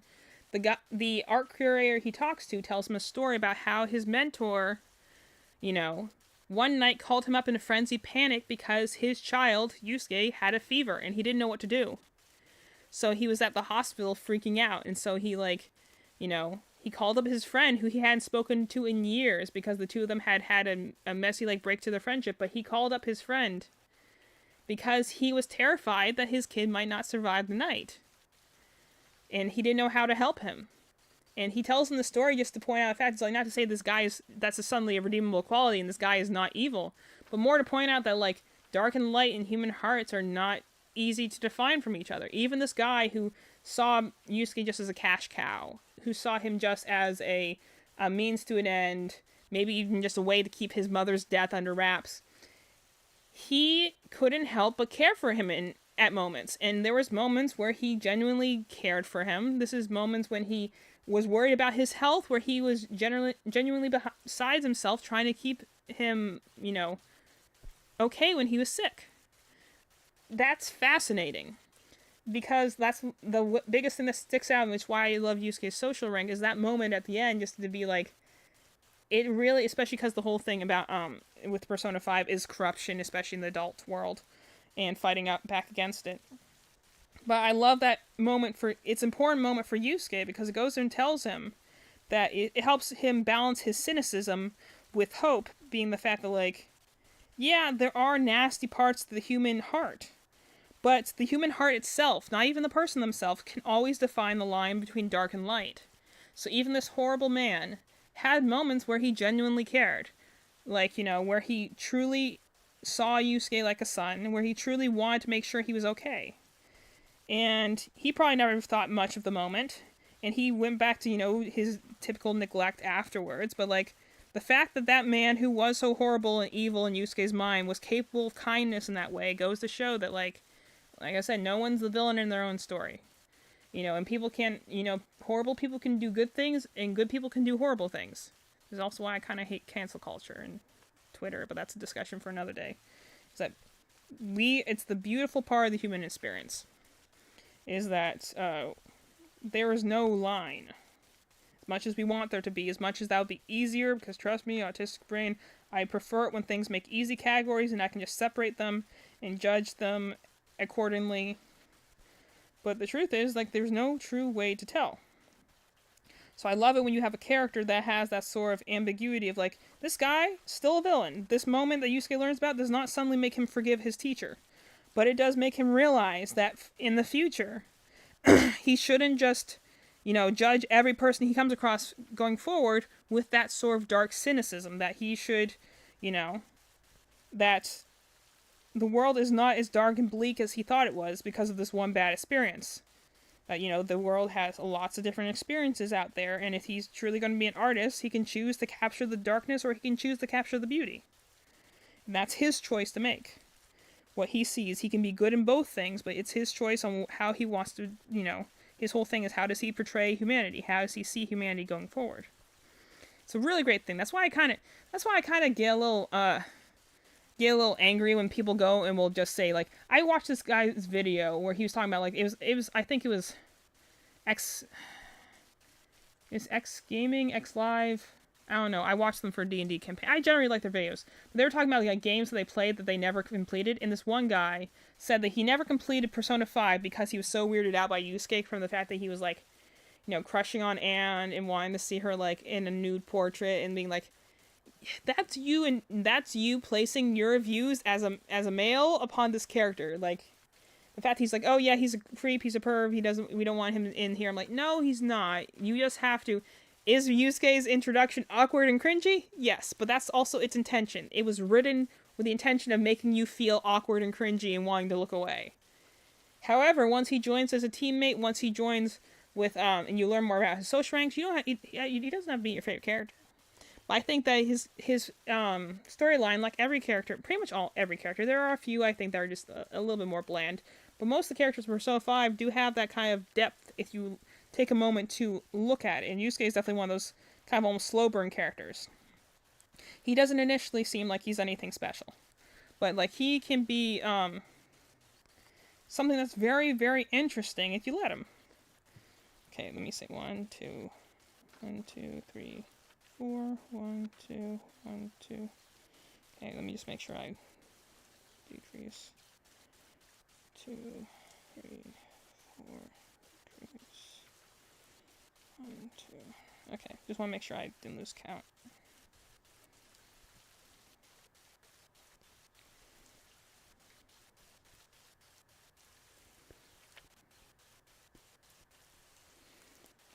One, two, decrease.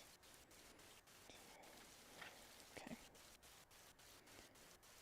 Sure, I'm doing decreases right now, so I want to make sure I'm not losing track of my stitch count. But that's the thing I found most fascinating, and that's the reason I like rank Persona 5 as one of like my top 10 games all time, because there are a lot of those little character moments that make you go and essentially stare at the state of humanity and be like, it's complicated.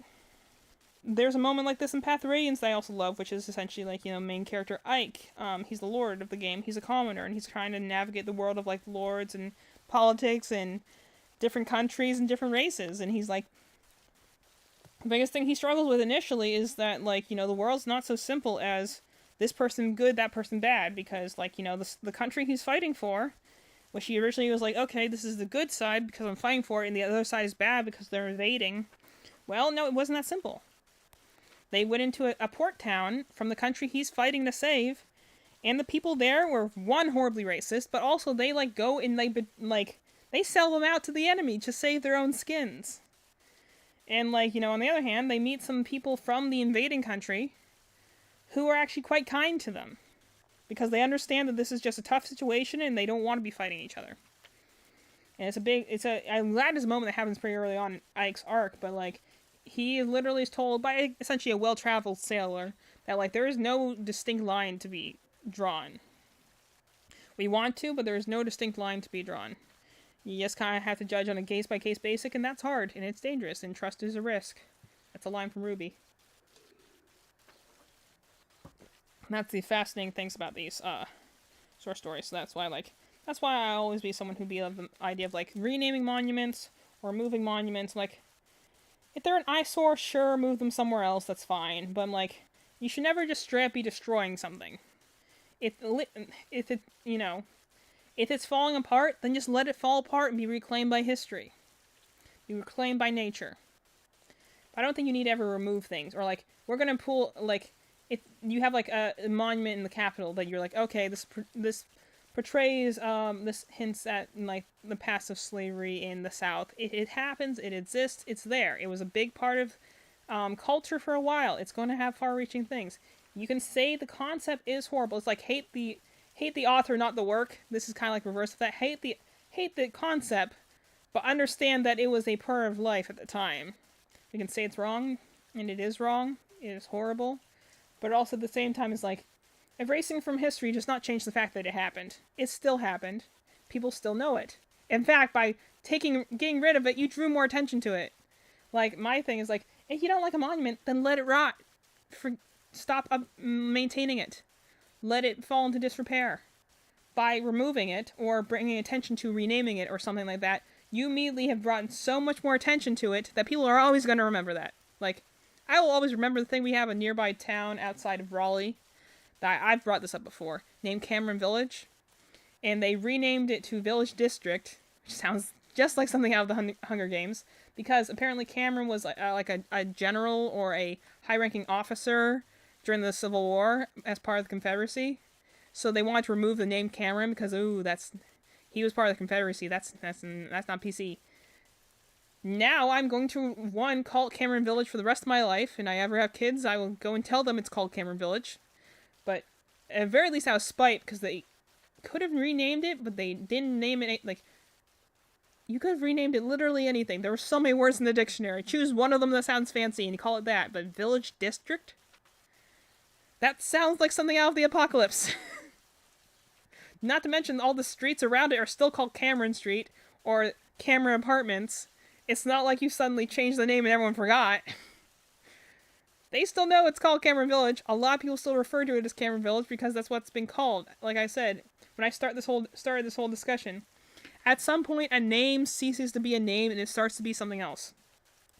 Like, the people who it's named Cameron Village. I know someone. I worked with someone who's literally named Cameron.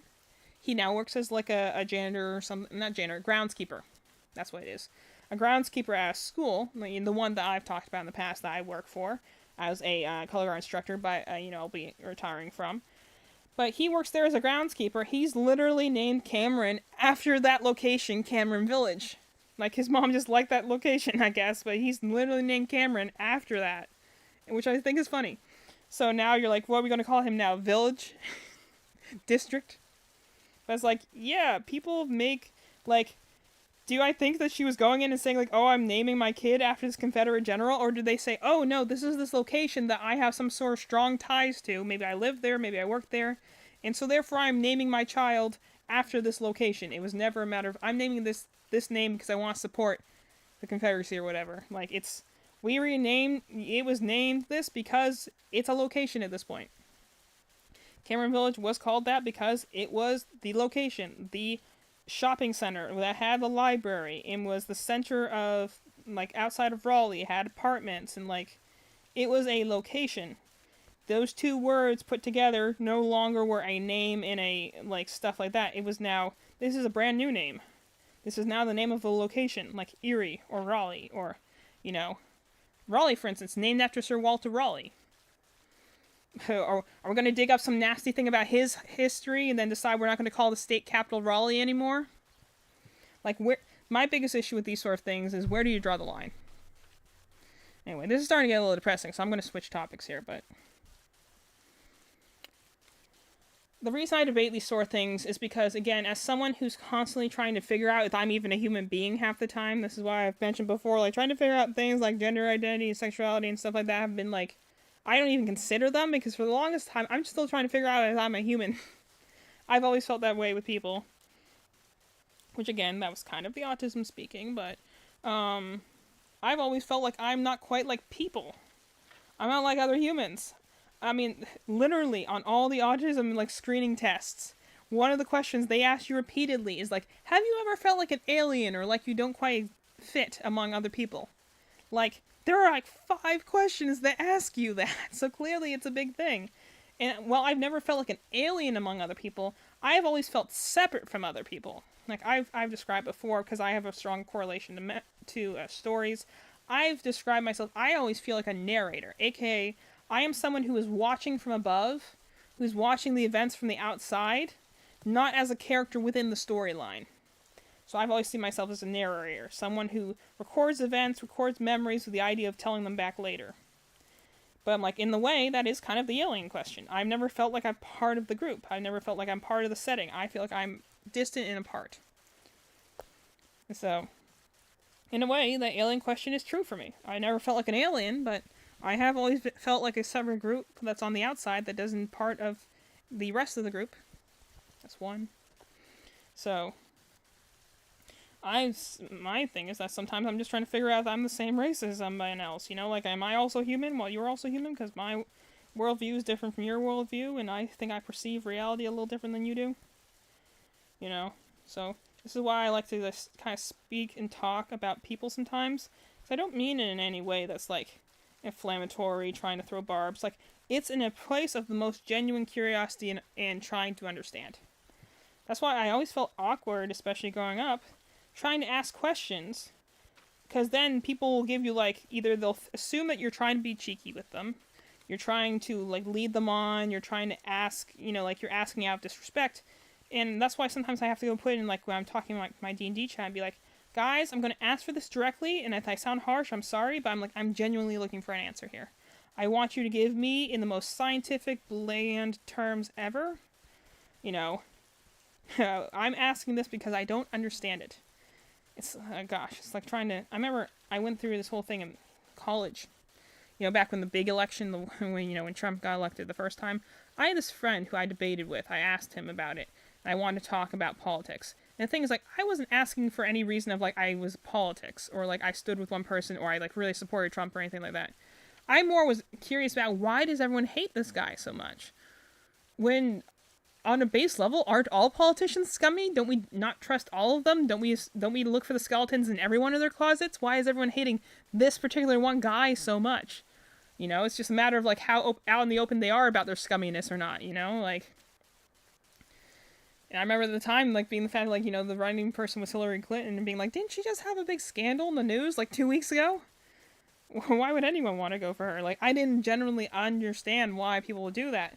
But, you go ask somebody why do they think Trump's so bad, and you'll just get blown up, like, flamed off the internet. Like, you can't just ask and be like... I remember this one time, one of the, YouTube channels I follow, which I'm thinking about not following, because I think after the D&D OGL incident that happened, the open license thing, was a misstep, and Hasbro was certainly out of line there, and it's good that, like, they kind of got that thing changed back thanks to the response of the community, but also I do think it was a point where the community reacted, and they got the result, but then they didn't let it go. They weren't like, okay, we got the victory. Then they're like, oh no, we got a small foothold, now the time to push all of our agendas. And I'm like, okay. Something I remember my dad talking about the other day, and I'm like, yeah, sad but true. Is that, like, you have one good moment where you're like, okay, that was good, we worked together and band together and things were better. But then you also have moments where you're like, yeah, we worked together, we band together, made it better, and now we have to ask for more. Like, for instance, I say a moment like this is like the ugly Sonic thing with Paramount. The internet roasted them alive about the ugly Sonic design, so they delayed the movie, gave us a much better Sonic animation, and now it's a 3-movie franchise that has made them a butt ton of money. Amazing what you can do when you just go and be like, hey, this property we're adapting, maybe we should listen to the fans on this one. Especially because it's not just the Sonic fans, it was literally the entire internet clowning on them. But they could have just been like, okay, screw it, we're gonna watch it, we're gonna launch it anyway. But no, like, let's go back and make this not blow up in our face. That's a good response. But, like, the D&D OGL instant, like, on one hand, it is good that they fought back and they got the change back, because that was kind of it was a greedy money grabbing decision, the whole thing that happened with the OGL. But I much prefer the people who covered it from both sides, because, like I said, Dark and Light, they are mixed. They are not two distinct lines. And as many horrible things as you can say about one thing, there's always another side to it. This is something that I didn't like about, like, Game Theory did in the beginning. 3 and a decrease, okay. Is, like, there's always another side to, these matters. So I think that, like, whenever you think something is utterly horrible and terrible, sometimes you need to stop and be like, well, no one would do this if it was utterly horrible and terrible evil. Like, there must be another angle to this. And the other thing about the OGL thing is that, while I definitely think it was a bad thing, and I'm glad that it got changed, but it was also one of those things where you're like, this was also something that was leaked. I'm always a little leery about leaks. Because one, by nature they shouldn't exist, so someone was breaking rules somewhere to get that information. But second of all, it's also kind of like, we could have also seen something that was in the process of being made, but wasn't necessarily finished. So I prefer the D&D channels that are like, yes, this is a horrible thing, but also take with a grain of salt where the information came from. It definitely was not just generously given to the D&D community. Someone put it out there with an agenda. So I preferred the channels that were like that. But then there were also some that, like, yay, we won the OGL incident, D&D's back to being the way it is. But then there were some people who, like, after the fact were like, no, don't ever touch D&D again because they did this one thing wrong and therefore it is horrible and we are never going to support them again. I'm like, you know that some people, when they play D&D, in fact, 90% of people probably, when they play D&D, they are not doing it with the idea of like, oh, I'm supporting Wizards of the Coast. I'm supporting Hasbro. No, they're probably playing D&D because it's the only thing they played and they like playing D&D. Like, there was kind of like this whole like back and forth online about like not playing D&D because you didn't want to support Hasbro or you didn't want to support Wizards of the Coast or whatever, which, you know, fine. If you're going to boycott, then that's fine. But then there was like sometimes this harassment of people being like, hey, you could, you know, like you're complaining about this thing in D&D, why don't you just go play Pathfinder? Why don't you go play Muse and Mastermind? There's so many other tabletop roleplay games. Why don't you play something else? I'm like, in my case, why not play something else? Because I know the rules in D&D and I like the rules of D&D. It's what I'm familiar and comfortable with. Am I against playing new games? No, but also, if I'm building a campaign, I'm going to use the toolbox that I'm used to using. I'm not going to suddenly break open a new box of crayons that I have no idea what any of them look like, and then try and make also something brand new out of them. It's like, I'm crocheting right now, you know, like, I have a base set of skills. I'm not going to suddenly try and find patterns on knitting. Yes, I can figure out knitting, but it's like, that would take a whole nother big effort to learn essentially a new skill to make a thing. I wouldn't go and be like, oh, there's this knitted pattern of a dog. No, I'm going to crochet a dog because I know how to crochet. And even then, there are some things that I'm like, I still haven't tried yet because I'm like, I need to work myself up to that sort of skill. So there's a point where like, some people start heckling people who decide to stay with D&D, being like, oh, you're supporting a villain, you're supporting a scummy company. I'm like, I'm assuming 90% of D&D players, because again, you only see the vocal people on the internet, which usually is the people who shouldn't be heard at all, are the vocal minority, unfortunately. But, I swear I could be a professor of, like, fandoms at this point. Like, the amount of psychological things I'm, like, noticing and yapping about with online cultures and some people. I remember being asked once, and I was talking about how the fandom, I think it was the Ruby fandom, and it was some point in college, I don't even remember who said this to me. I was talking about the discourse in the Ruby fandom. And someone told me, he's like, well, why don't you just stop going online? I'm like, what? I'm not telling you this because I'm genuinely upset. Again, with me, I'm talking about because I think it's fascinating to see why people are upset about this, and I want to talk about the discourse with someone. Yeah, if I wanted to not see it, I would just stop going there, and eventually I did. Eventually I got sick of the Ruby drama, and I just stopped going to the fandom. Simple as that. But I'm like, I remember being asked, you should really stay out of fandoms. They seem like they bring you a lot of stress. I'm like, no, not really. I mean, I look at them like I look at puzzles. And sometimes, yes, you can get into a space where you're like, you know, you're just negative about things. And that is a point when you have to be like, okay, it's time to leave the space for a little while until I'm less, you know, trigger happy in terms of emotions. Like, but I remember being told that sometime where, like, it's like, you could just not look online or just not look on Reddit. Like, I'm like, yeah, I could, but I don't think you realize why I find this interesting. It's more because I'm trying to, like, it's my way of kind of interacting with culture, because again, I don't do social media of really any kind. I have my Instagram where I put my desk crochet.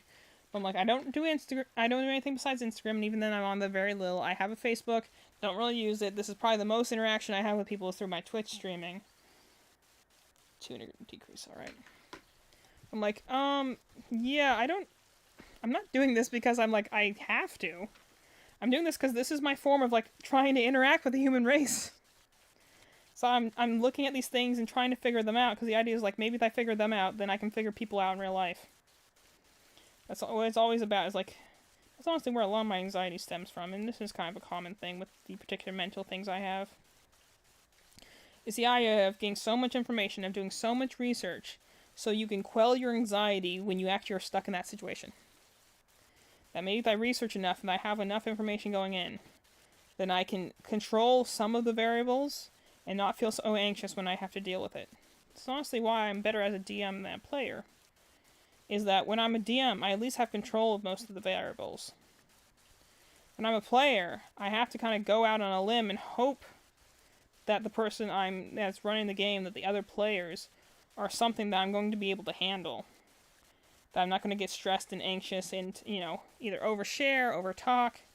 I get passionate about things, and I've definitely had many instances in my life which, I don't really worry about too much now, but I do have instances in my life where I scared people away or made people hate me because I was very passionate about something. To go back to RWBY for a moment, I definitely did that, which is why I originally watched RWBY with my friends. But at a certain point, I stopped doing it because I would have moments and things that I was passionate and in the moment, and I understand maybe there's a time and place for that. I was like not masking around them, because normally when I'm masking, I'm very quiet, I'm subdued. I keep my interactions in check. As over the last several years or so, 3 or 4 years, I've been working on kind of trying to unmask a little bit more. So like I'm still not very expressive, but I'm more willing to say like I have like a strong sarcastic wit. I've been told that I'm very dry humored, so I might be willing to go and say some of the things I'm thinking. I might say some of the sarcastic things I'm thinking because it gives people a chuckle, and that's my way again of trying to interact with people. But I remember I watched RWBY with some people, and I stopped doing it because I would stop the episode and be like, "Hey, what's going on here? I need to give a comment about this. I have something I need to say," and that annoyed my friends. And was it probably not a good idea to stop the episode in the middle and do that? Yeah, I understand that. But it still did hurt at the time to be essentially be like, okay, it's not that deep. Like, if someone ever tells you that, you just feel like immediately shut down, especially if you're someone who, again, is trying to pull their mask off and be themselves more around people you trust. And then being like, oh, yeah, I'm too strong for people. Like, that's the reason you mask in the first place a lot of the time. A lot of people talk about that, especially as adults, is you're like, oh, I'm too strong of a flavor. I'm like pouring pepper all over your plate, and no one wants that. So no one wants the real me without the mask on. So I'll have a translucent mask. You can see some of me behind it, but mostly I'm putting it on the more palatable version that most people can handle. And that's why only the people that you really trust are the people who get to see like what you are normally. And to be fair, I'm human. I make some mistakes, and sometimes I overact, and sometimes I definitely think I am annoying. So like, it's not anything like huge to worry about, but it is something that I remember that night. I don't even remember what episode we were watching, but that stuck with me because it was essentially, and it wasn't the first time. It was like the third time it happened, but it was like that was my indication that I'm like, oh, I need to put the mask back on or you know what I actually started doing? I would watch the episode beforehand. Hey, what's up? How was recess? I've been ranting about, let's see what we've gone through. Monuments, Civil War, RWBY, Persona 5, and my autistic issues. So, yeah, we've been covering a lot of processes. I'm almost done with my dog body, though. I'll probably take a break once I'm done with my dog body.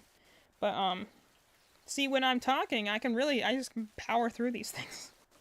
It's like it's like when I'm, like, normally I'll go and talk with my sister and I'll pace. I remember when we were, like, she doesn't do as much anymore because I kind of do it myself. I remember, like, when we were younger, like, I would be really into something and my sister would be like, go pace, because otherwise you're going to sit here and fidget with something and that's going to distract me. I'm like, go pace.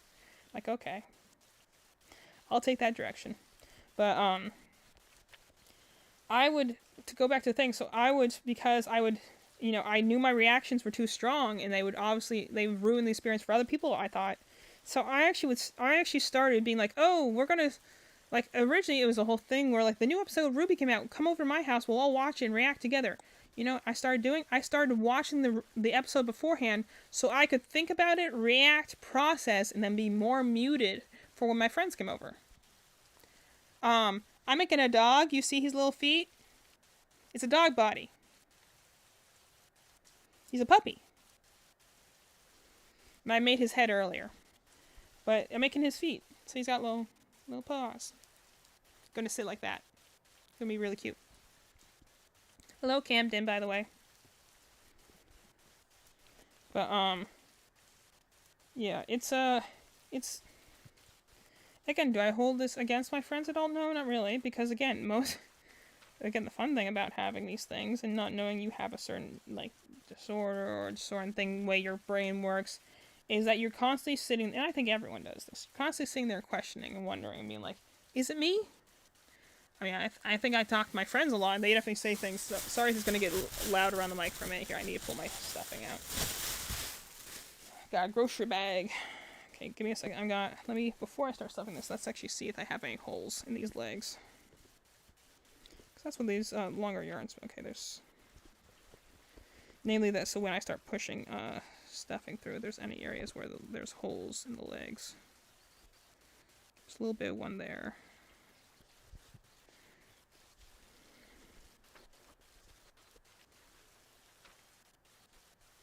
That's not too bad, though. Okay, there's definitely a little bit of one there. That's what you're supposed to have these longer yarns for, is essentially just, like, sew in these, you know, little areas where there might be little holes. You're supposed to sew, I just kind of work it through with my hook back and forth until it pulls the thing together. Which, I mean, I guess in a way is sewing.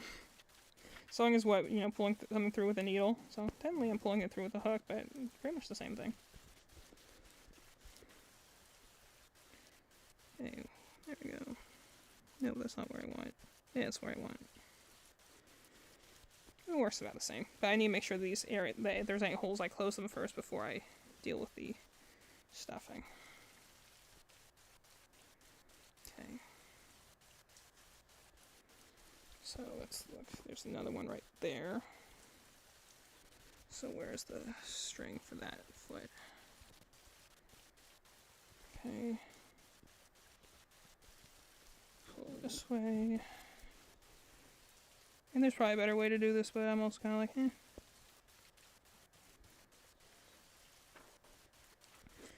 Okay, this way.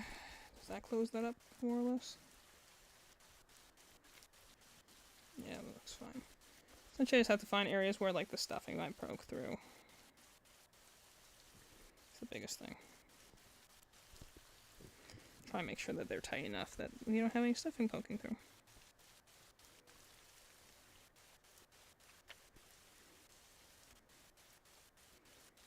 Go right next to it. There we go.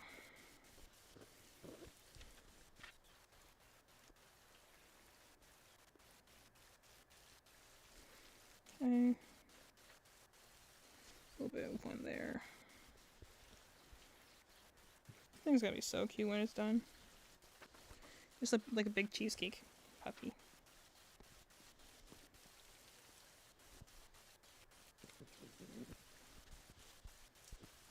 Cute little guy too. It's working out pretty nice. I was hoping he wasn't going to be too small, but I am using 6 weight yarn, and Bernette always makes big things. Okay, it's still a little bit there, so pull through again. I pull the right string. Okay, where's the one in the middle? There it is.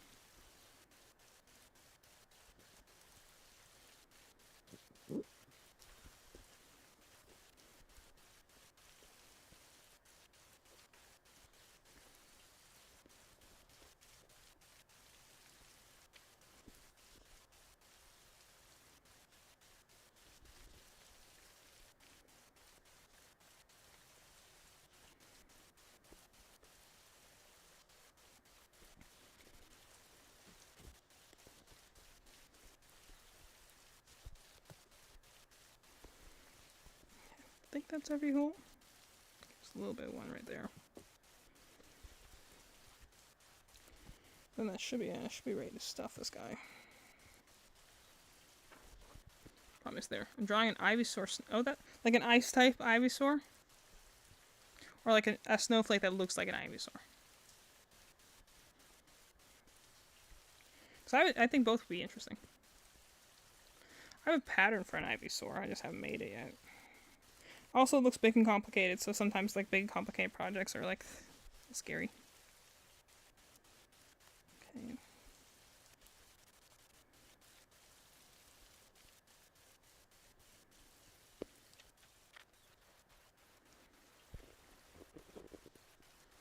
Snowflake that's Ivysaur colored. Okay, yeah.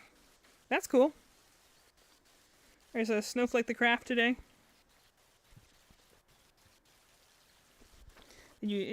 Thomas is super in is super in Ivysaur right now. Yeah.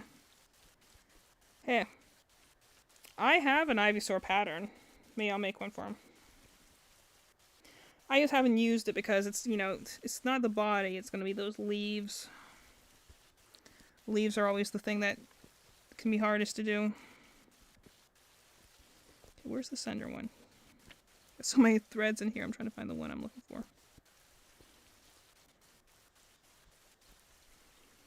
I do have an Ivysaur pattern. I have an Ivysaur and a Bulbasaur pattern. Maybe I'll make an Ivysaur next time. Although, with my luck, by the time I actually finish it, he'll probably not be into Ivysaur anymore. One thing at a time. Right now I'm making a love puppy. Okay, did that close up that hole more or less? Okay, I think we're ready to stuff. There's like so many like little strings on the inside of this, it looks like spaghetti. Okay, now we can stuff. These feet in. I like my plushies firm. Like still squeezable, but firm. I don't like it too firm. Like sometimes you get things in they're packed so tight that there's like no squeeze to them. I try to make sure there's still a good amount of squeeze to them. But I also don't like it when there's like air pockets in like the plushie. Like this area is super stuffed, but the area next to it isn't very stuffed, so it feels like there's this weird little air pocket. I got neurodivergencies. Shoot me if I'm really particular about my squish things. I'm also someone who collects a lot of plushies as an adult because I'm at the stage in life where I'm like, you know what? I really like plushies.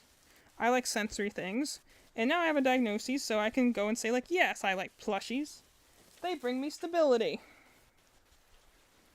They make me feel like I can handle life a little bit more. So, okay. You gotta be a plush pooch. I think I have enough to stuff him from here. Make sure we're getting all the legs really filled out.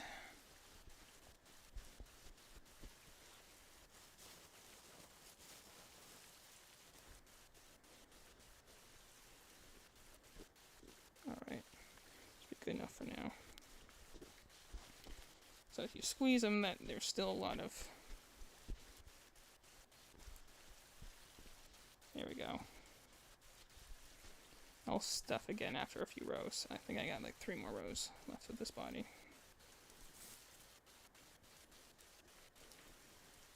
Okay. Cool. Let's see what the next row is. I think it's another decrease. It's decrease 12. How many stitches do I have left? 1, 2, 3, 4, 5, 6, 7, 8, 9, 10, 11, 12, 13, 14, 15, 16, 17, 20, 21, 22, 23, 24, 25, 26.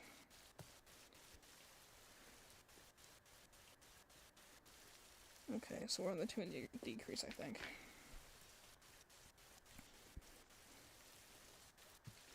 Might be a little bit more ahead of my stitches than I need to be, but that's fine.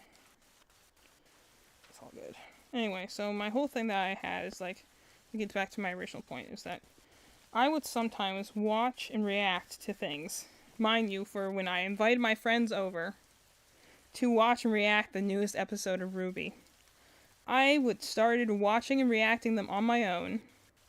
So I could sit, get my true expressive, unmasked self out of, I could go react as I would normally react, think, ruminate on them.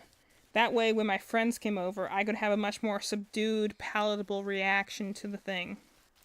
And I could have a better conversation with them afterwards. And even then, sometimes I didn't even try and, talk to them or theorycraft with them, because I had the unfortunate problem of one of the characters I really hated was my friend's favorite character.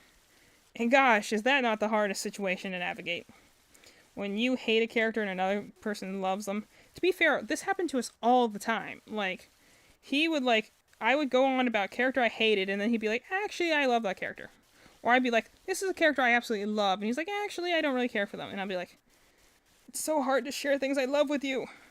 Because that's the way I show affection, essentially, is when I'm trying to be myself without the mask on, when I'm trying to talk about the things I love to you, even if you have no idea what I'm talking about. That's my way of trying to let you into my world, trying to make a closer bond and connection to you with the hope that we are being closer friends. Apparently it's a very autistic thing to do.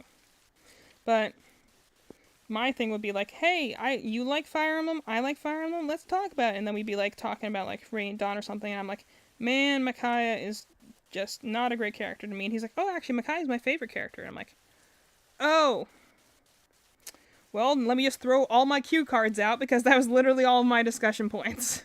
I now cannot really, like, because there's also the thing, like, you know, in an ideal world, you could have opposing opinions and talk about them maturely, you know, and be passionate and agree to disagree, but unfortunately, a lot of the times, people don't like their favorite character being disparaged. So usually you'll be like, okay, different talking point. I don't want to start a conflict right now, you know? That's what it turns into.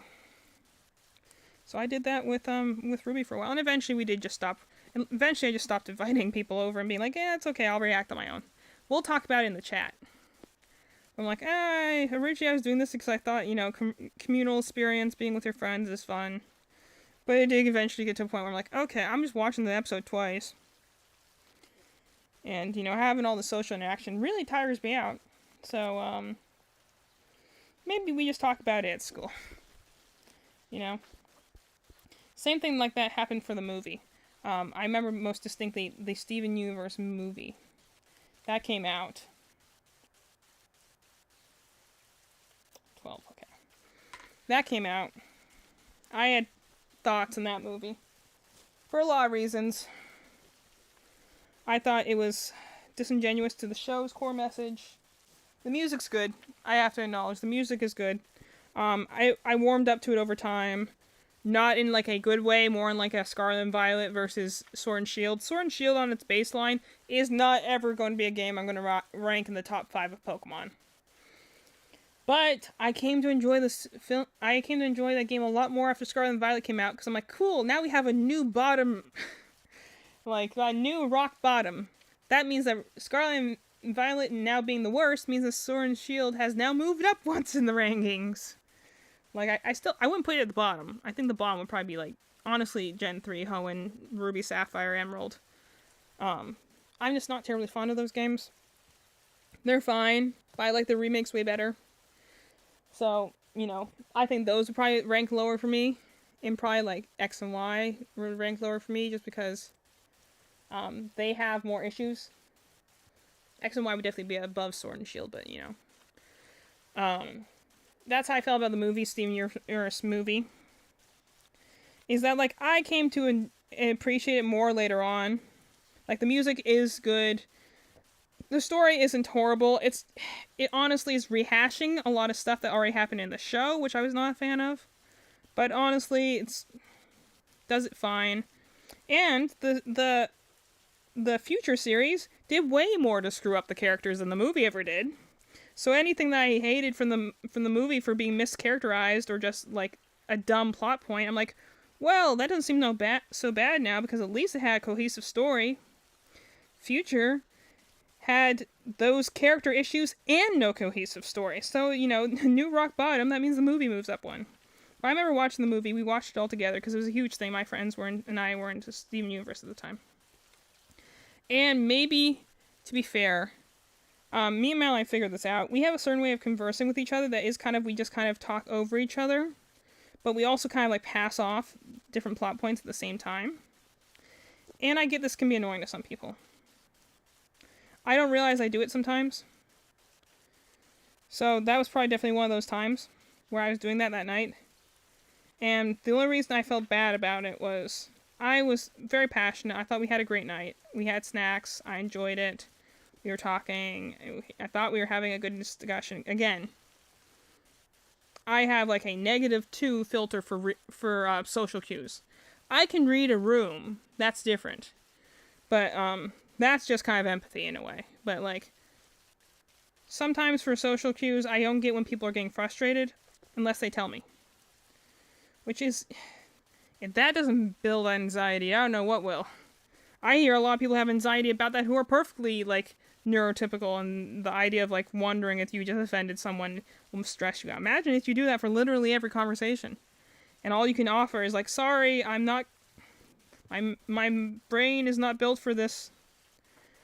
Sorry if I read the room wrong. And not to mention, because the whole like other things like the ADHD and stuff like that, that also means that you have a tendency to replay conversations in your head and be like, man, I was horrible. Like, even though everyone else has moved on. Like, that's always fun. So I thought we had a good night. Maybe some people did, but thought we had a good night. We were having a good time. The next morning was super excited. I wanted to discuss more about the movie. I also realized that maybe I was too harsh with my opinion, so I tried. Can you show him some from my shelf to the left of my desk? They're in the box things. Yeah, let me finish this row. I'm almost done with this thing, so I'll get up once I'm done with it. I have like one row left, and I'm sealing the body off, so it'll give me like 5 minutes. I can do that. Because then it'll be fine with me getting up, because I'll already be done with what I'm doing. But anyway, so I texted him the next morning, because I realized maybe I also was probably a little bit too passionate. Maybe I had been too strong. So I was like there trying to, start the conversation, being like, hey, let's talk about this thing. Wasn't it fun that we had last night? And kind of in no uncertain term was told essentially, stop talking about this thing. I don't want to talk about it with you anymore because you're not willing to entertain my opinion. Essentially, I was like shut down pretty harshly because, again, there might have been other signals that I was not, that I missed that said this person was sick and tired of talking about this. But, being shut down like that, especially in early morning with people who you trust and respect, it hurts. No other way to say it. It just hurts. So after that, I never asked for them to come over to react with me any time again. I went and reacted with my sister, who was the only one who kind of got that I do that. And even then, like watching stuff movies with my family can still be kind of a rough experience because we can have differing opinions, and we talk over each other, and because we're all neurodivergent, and so, but like, I remember that just stuck with me for a while, just being like, that's when with those particular friends, who I still care for and love very much, hope they're doing best, I hope the best for them, but that's also is the time where I'm like, okay, so you are not one of those people that I can just let my mask down around. I do still have to keep it up with you, which doesn't make you less of a friend, but just doesn't mean that I thought we were as close as we were. Which, is always a little bit of a sore thing to feel and figure out, but it does happen. And you just kind of have to be like, alright. Then usually comes the thing where, like, you kind of pull back and realize, and that's how I've definitely ruined a few friendships, is the idea is, like, after something like that happens, I'll pull back, which isn't me, like, being like I'm trying to ghost someone. It's, like, literally me stepping back, reevaluating, figuring out how I ruined it this time, and then trying to jump back in, and by that point, the other person's already gone. Fun stuff. They really need to give you just a book, or maybe a class, on how to navigate humans. How to navigate relationships. How to interact with other people. Because, man, they have 1,001 videos on how to, for neurodivergent people to interact around neurotypicals. How many classes do they have for neurotypicals to learn how to act around neurodivergent people? Just saying. Far less, is the point. Let me sew this up. Where's my scissors? Then I'll go get some Pokemon cards to show you.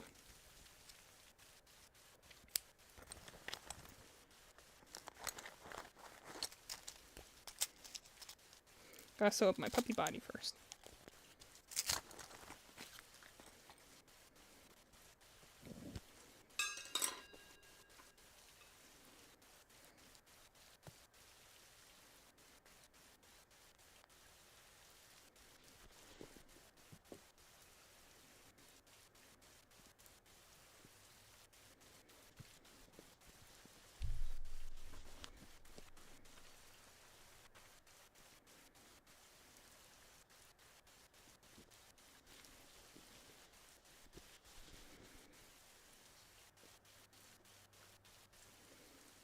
Make sure I get all the pieces so that this thing doesn't have a hole in the top.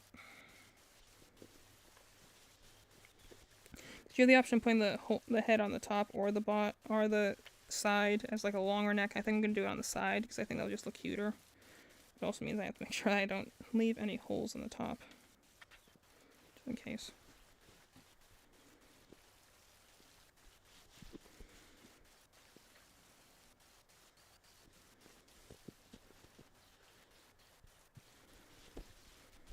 This is a really pretty yarn, though, I have to admit. I'm glad I'm using it. It's very Valentine's-y.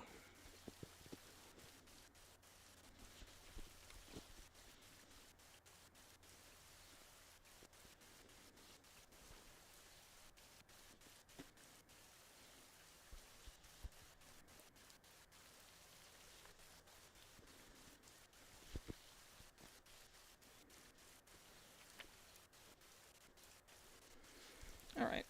There we go. Puppy. Or at least puppy body. Yeah, I filled that up enough. We just want it squeezy enough.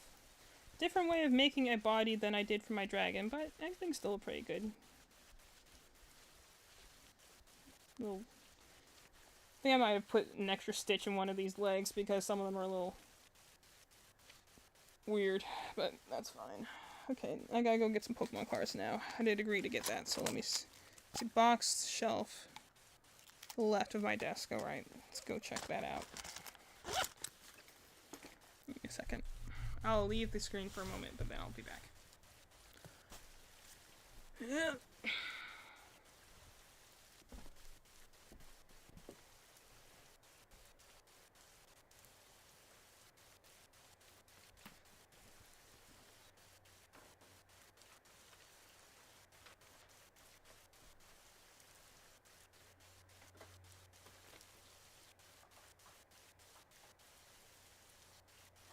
Assuming you're talking about the box that has the Mimikyu on it. Okay, as long as we're standing, I will be right back. I'm just gonna go grab my water.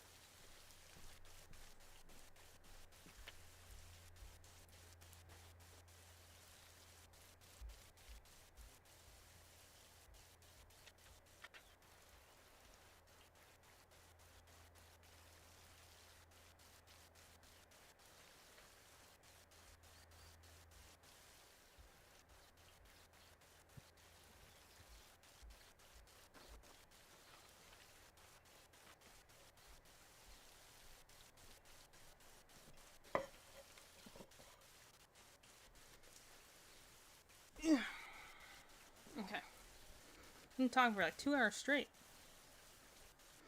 Okay, I'm assuming you mean this box.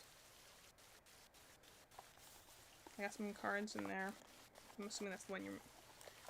Okay, let's see. So what are we looking for? We're looking like at Pokemon? I am back. I just stand and go get your stuff.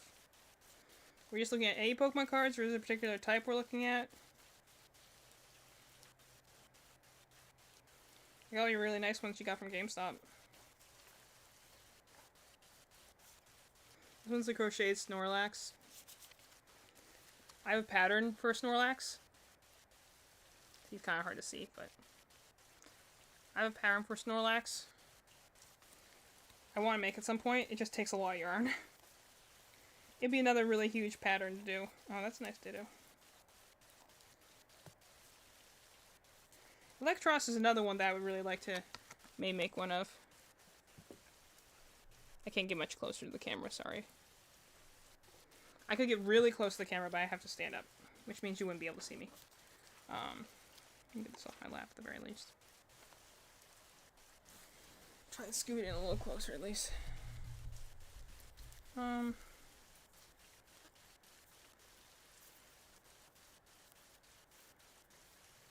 We got this like Zebstrika right now,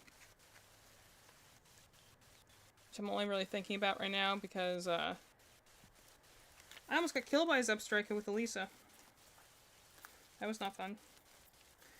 I don't know if you can see these very well. I can try and get closer to the camera if you want. There's a Japanese Gulpin.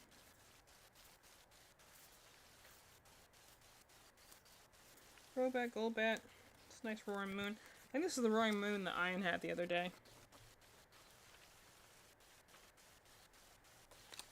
I don't know how well you can see these. If you can't see them, I can try and get closer to it. We got 2 of the same Yveltal in here.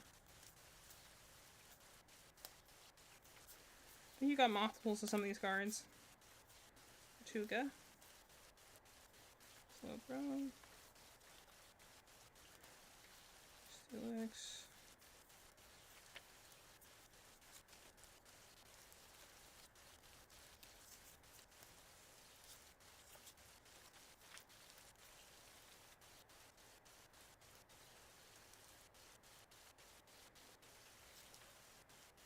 Now I'm looking at Volo's outfit on one of your cards. His hair looks more ridiculous in a 3D model. In a 2D model, honestly, not as bad. A Porygon. Give me some Porygon. Porygon's one that would be like fun to make a paper craft of, I think.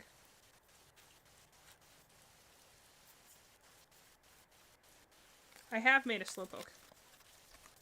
See a Slowpoke right here. I made a Galarian variant of Slowpoke. No one's picked it up, though.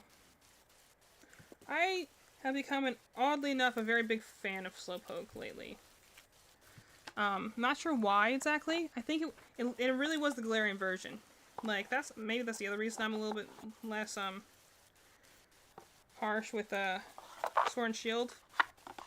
Is that, the biggest thing is also the difference. It's like, Sword and Shield, like, as much as I think the games have some issues, like, I do really like a lot of Sword and Shield Pokemon. Like, there are some that, like Alchemy is my favorite fairy type of all time. No holds barred. I have, like, 4 plushes of it, and, like, one of its G-Max form. Like, I love Alchemy. I don't know why. I love it. I've raised it many times. I think it's adorable. I want to hug it. But, like, there are a lot of, like, Pokemon I do really like that are from the Galar region. It's not like an abundant amount, mind you, but, like, you know, as opposed to Paldea, there are some Pokemon I really like Clodsire, but Clodsire is a kind of weird one because that is just a regional variant. And, like, I like Cyclizar. I think that's a really cool Pokemon. I think its call is really cool.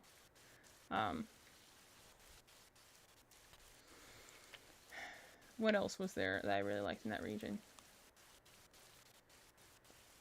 Like, I raised a full team of 6, so I did have 6 Pokemon. I like Skeledirge. So I like Fuecoco.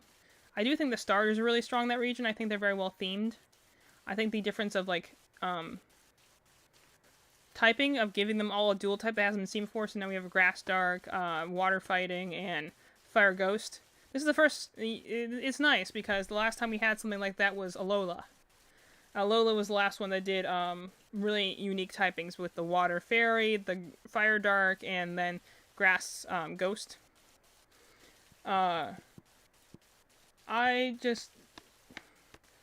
try and think of what Pokemon do I really like from Paldea, and that's why I come up with Cyclizar, I come up with Clodsire. I'm trying to think. I can't really remember what other Pokemon I had in my team. I had Skeledirge, I remember that. I did love my Fuecoco. He was very cute. I do have a plushie of him. I do like Fuecoco. He just looks very huggable. I like huggable Pokemon, but, like, what else did I have? I had a Spartha, I think. She's like an ostrich thing, which is weird, because the original one looks like a little alien, and then, like, it turns into, like, this glamour ostrich, and I'm just like, wow, I didn't suspect that one for an evolution. What else was there? I don't, like, that's the thing, I'm like, I can't remember my own team, and I definitely had a team of 6. I had a Pawmot, which the only reason I don't like that is because, Pawmi and Pawmo, I really like. I think they're cute. I think they're I love how thick their arms are. I actually came to really like them. It's the fact that Pawmo to Pawmot, literally all it gets is a crazier hairstyle. Like, it's such, like, that's the biggest issue actually I have with Paldea in general. Some of the evolutions are so far off the chart, like I told you. Flittle turning into Spartha is, like, turns into this, like, little alien thing that, like, looks like a little UFO, and then it turns into this thing that's, like, essentially just an ostrich. Like, where did that come from? Like, it's not like Pokemon hasn't done, like, things like that before that you're like, okay, these don't even look related to each other, but I'm like, it was definitely one of those things like, okay, that's, certainly out of left field. It's probably not an ostrich, it's probably more likely an emu, but then at the same time, you'll have other evolutions that, like, look almost identical. The one I hate the most is Dunsparce to the Dunsparce. I've kind of come around on the Dunsparce. I think it's cute. in the way that, like, Dunsparce is cute, and I really like it being a pairing with Larry because it really fits him. I am angry that it's still a pure normal type, and it gets, like, a signature move, but that's it. Like, it could have really done from a dual type. I'm not saying that you had to do, like, what all the fan theories thought and be like, okay, this thing can learn Dragon Rush, therefore we're going to make it part Dragon type. But, like, a normal ground type would have been nice. Because it drills holes, its whole thing is burrowing. It's based off the, what's the name of it? It's a certain mythical, like, cryptid. Like Sukino or something like that. It's essentially, it's a ground snake. It's like a fat ground snake. So, like, the fact that they didn't give it a dual type of any kind, nor even that much better stats. Like, it could... Dunsparce is literally a gimmick Pokemon. But, like, it's kind of like the same thing of, like, Luvdisc not evolving into Alomomola. You're like, why do we have two heart-shaped Pokemon that are not related to each other in any way? What the heck? You know, like... Dunsparce evolving into the Dunsparce. The Dunsparce is fine. I kind of came around with it, but I literally was going to raise... his name was Darwin. I had a Dunsparce in Paldea that I was going to keep on my team. But then when it evolved into the Dunsparce, first of all, I was like, okay, kind of lazy design here, but fine. If we're going to be the idea of a meme Pokemon, fine. Not like this is a Pokemon from Gen 2 that people have been theorizing about its evolution for literal decades at this point. Fine, yeah, give us a trash Pokemon. But the fact that it didn't even get a secondary type, like, it's fine if it wasn't going to be a normal, dragon. But the fact that it couldn't even get, like, normal ground, normal flying, normal steel, just some other dual type to give it another, like... We only have one normal dragon in the game right now. They could have done that, but normal ground, like... There's, like, one of those, too. Only, like, one of them. I think it's just Bunnelby and Diggersby. But...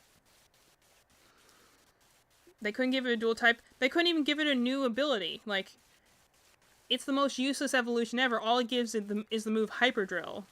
Which I don't even think is a great move, if I remember correctly. It's just like...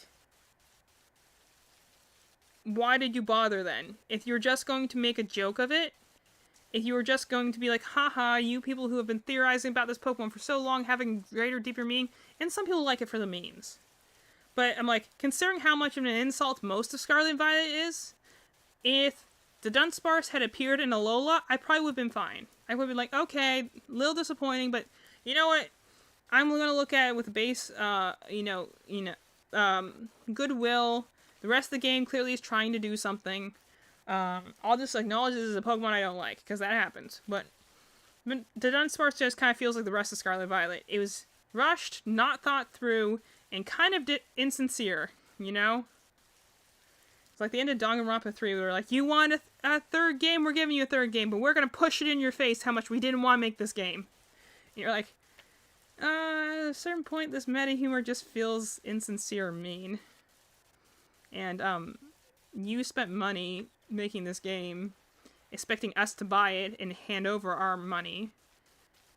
This should be a symbiotic relationship we have, not a parasitic one. You know, or a toxic one, like. So I was ready to use the Dunsparce, and I kind of come around on it. It is kind of cute, but it's also kind of one of those things I kind of look at and be like, this could have been better. That's the thing I have to say about Scarlet and Violet. Like, this is not without potential. It's just so not there, and it could have been. They should have given it an extra year, let Legends Arceus, which was very popular at the time, actually had Pokemon fans talking again, and being interested in what the series could do next. They should have let Legends Arceus ride out the rest of the year, made the announcement in December. Instead, they made it in, like, April, and the thing came out in, like, October. And in that original April teaser, it looked like it wasn't finished. And in every teaser that followed, which, mind you, there were very few of, it was very sparse marketing, if at all. And every trailer looked like it was unfinished. And looked like it was not properly rendered. And it looked like the game wasn't ready to come out. But Gen 9 is just one of those things where you're like, I don't want to hate you. I didn't want to hate you. But you're kind of forcing my hand here. It's why, like, me and my sister are like, we love Pokemon as a franchise. We're collecting Pokemon cards, we're making Pokemon things, we're drawing Pokemon art, but we're appreciating it in terms of the fandom. Neither of us have any real interest in going into games going forward. Like, I'm going to try and have an open mind to Legends EA that has been announced, but with no new trailers to show what exactly kind of game it's going to be. I'm not getting hype over it.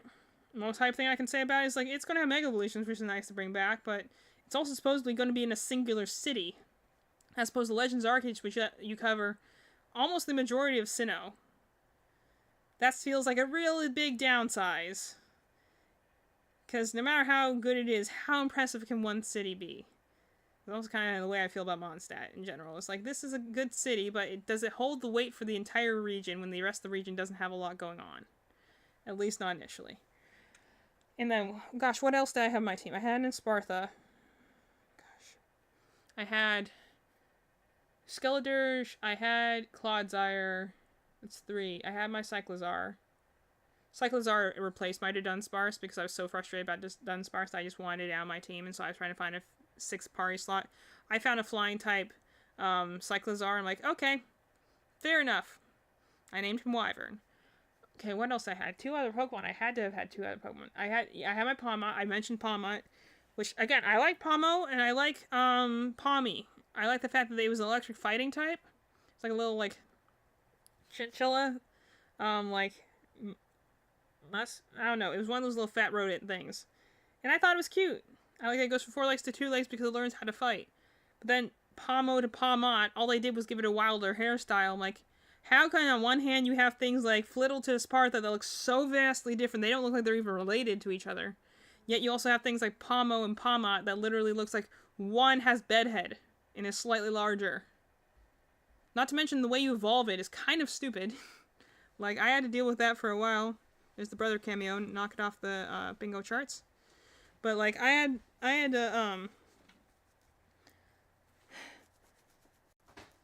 to look up how to evolve it, because of course when you're playing it blind, I try and play most new Pokemon games blind. And when you're trying to do that, like, I had to look it up and be like, wait, Pawmo has a 3rd evolution? And the way that you, like, evolve it is honestly kind of dumb, and will definitely have to be changed in a future generation, because whenever they make an evolution type based on a certain gimmick in a game, inevitably it's not going to be that way in the next game, because that feature is probably going to not be there. Like, Charge-a-Bug evolves when leveled up in Pony Canyon. That was the way it worked in Alola, and which was really annoying, a really stupid way to evolve a Pokemon. And in the next generation, it was a Thunderstone, because there's no Pony Canyon in further games. Or, like, even Leafeon and Glaceon changed, because originally theirs was next to the Leaf Rock and the Ice Rock, which, to be fair, they did have a Leaf Rock and Ice Rock for, like, the next 3 generations following it. You can find it in Unova, you can find it in Kalos. But, they later changed it when Alola introduced the Ice Stone to evolve Alola Sandslash and Alola Ninetales. They made it so that Glaceon can evolve in Ice Stone, and Leaf Stone already existed, so they just switched Leafeon over as well, which is fine. But, you know, like, certain features had to change over time. Like, they're gonna have to change them, because Pawmo's one of the ones that, like, it has to be, like, out and walking next to you for a certain amount of steps, and then it evolves into Pawmot, and I'm like, first of all, that's dumb. Second of all, they're gonna have to change that. Third of all, if this is a Pikachu clone, which it clearly is, it looks the most like Pikachu, I think, out of a lot of the Pikachu clones. I'm like, why not make it look more like Raichu? It needs, like, a different color. It's a slightly different color of orange-yellow.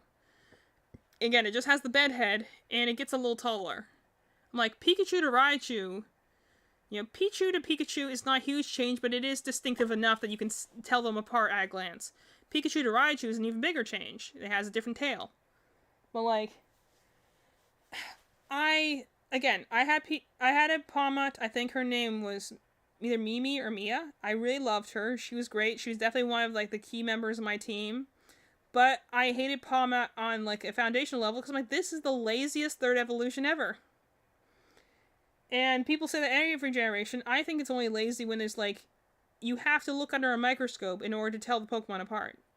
Character design is everything. I mean, look at what happened to Concord because of it. You have to do good character design.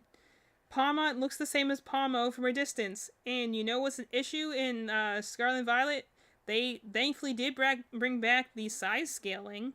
So that, you know, certain Pokemon are tiny and certain Pokemon are big based on their actual heights. However, that means when you're in the open world, you cannot tell apart a Pawmo from a Pawmot.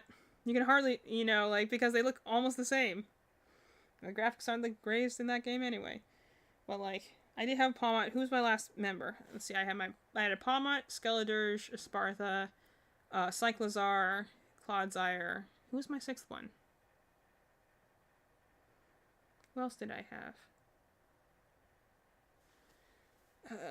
That's the thing is like I really played through Pokemon Violet out of obligation more than actual fun. It was like when I played through Shadow Dragon for Fire Emblem.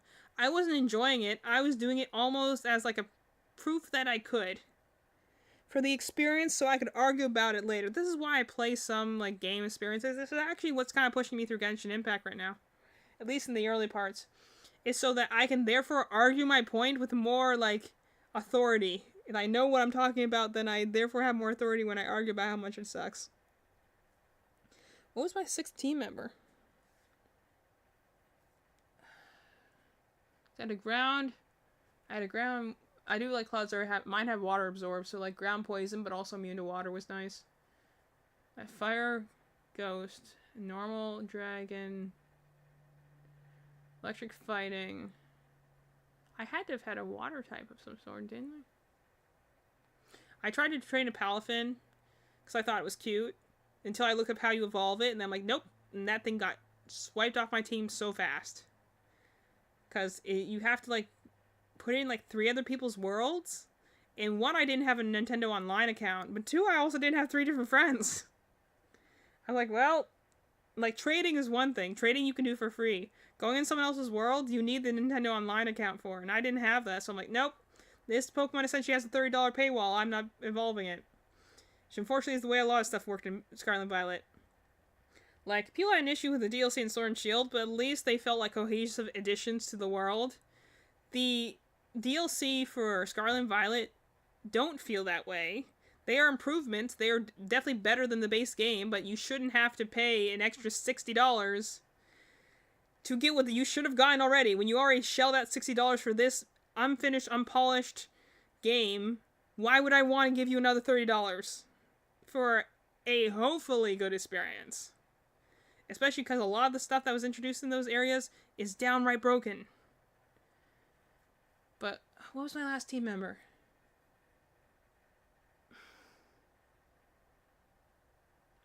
Because the first time through, I always try and play with Pokemon that are unique to the region. What else would I have? Let me look up what Paldea Pokemon there are, because it's going to bother me now. What was my last teammate? Just shows that it wasn't that big of an experience that I don't remember it.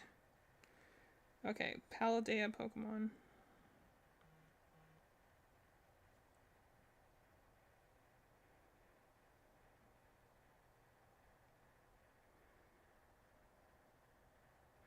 What was my other Pokemon I had?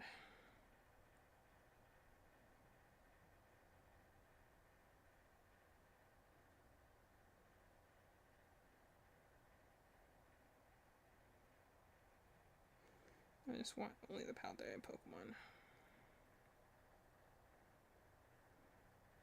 Do it.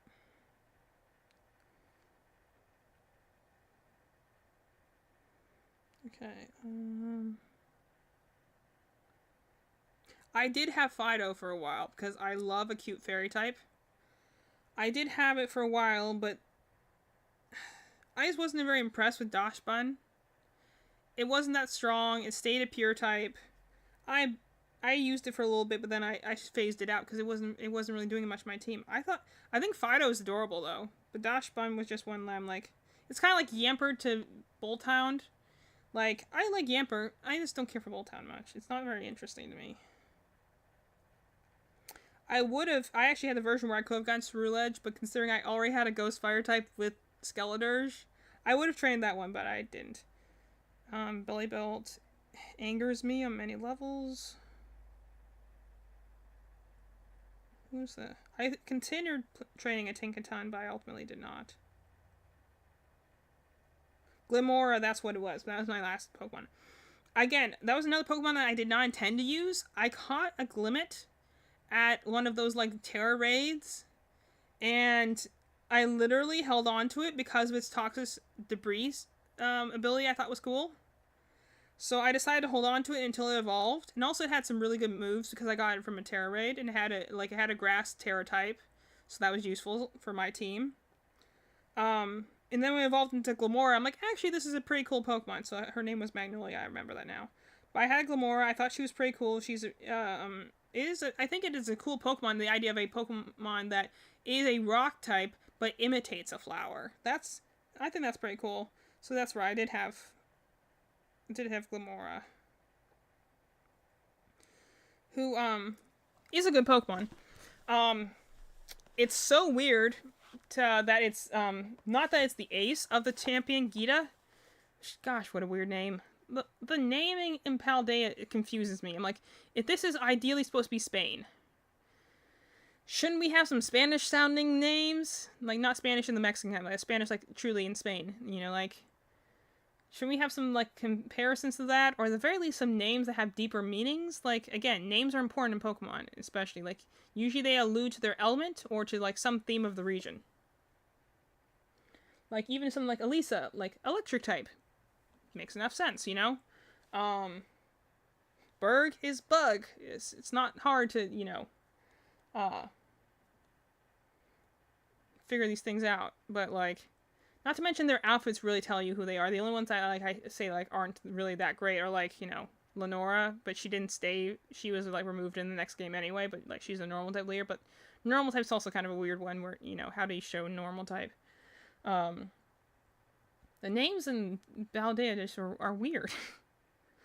Not to mention the characters just don't seem connected very well at all. Like, I like Team Star. I thought they were cool. I love their things. I did try to get one like poison type guy, Atticus. I did get him in Pokemon Masters because he looks like a poison type person. Poison's a cool type. I like the fact that he is a poison ninja, kind of like the previous poison ninjas of Koga and Janine, but looks more poison type like. He has like a lot of like kind of ooze paint splatter to his outfit. It looks pretty cool. Like, the Team Star captains, with the exception of the one dark guy, like, all of them look, and even then, he still looks dark type because he looks like Grimsley, who is the famous dark type Elite Four guy. So I'm like, they had good theming. It's just for some reason every other, like, with the exception of, like, Grusha and Larry, who, Larry's kind of just, like, a meme at this point, but, he is a cool guy. Like, everyone else, like, is not themed very well, and their names don't make any sense, and I'm just like, oh my gosh, this feels like such a half-baked region. How after both Legends Arceus and, Galar, which, Galar has a lot of issues, but you have to acknowledge, it has probably some of the best gym leaders in terms of cohesion with the designs, the idea of the gym challenge finally being an important thing, the relating it to sports teams, the fact that the way they uniquely change their uniforms in each gym gives a distinctive attitude to each gym leader. They all look distinctly like their types. They're just very well designed. Makes me just kind of frustrated in the next game when we bring back gym leaders. And now it's not even like the Galar Star Tournament. At least we knew, like, it made the gym challenge feel important for once. Like, it was actually this big tournament that, like, the entire country was tuning in to watch. Big crowds and everything. And then they turn into, I don't know, the gym challenge is literally just shown as, like, it is without a doubt the most boring path, because you have the Team Star path, you have the Titan path in Paldea, and the idea is like, oh, do them at your own speed whenever you want, and you don't even have to complete all of them. No lies, you have to complete all 3 paths in order to get the game's ending, and you cannot do them in any order because they are not level scaled. So therefore, there is one gym that will always be at level 20, and there's one gym that's always going to be at level 60. You can go at them in a different order, you're going to get crushed. But why bother having the gyms that normally you can only go in the gyms in the order they happen? Like, you can't progress to the 4th gym until you did the 3rd gym. There was kind of a loophole with that in Gen 1, but, like, why is that you can do them in any order if you truly cannot do them in any order? Not to mention some of them are just kind of ridiculous in terms of their gym tasks. Some of them are just completely stupid wastes of time.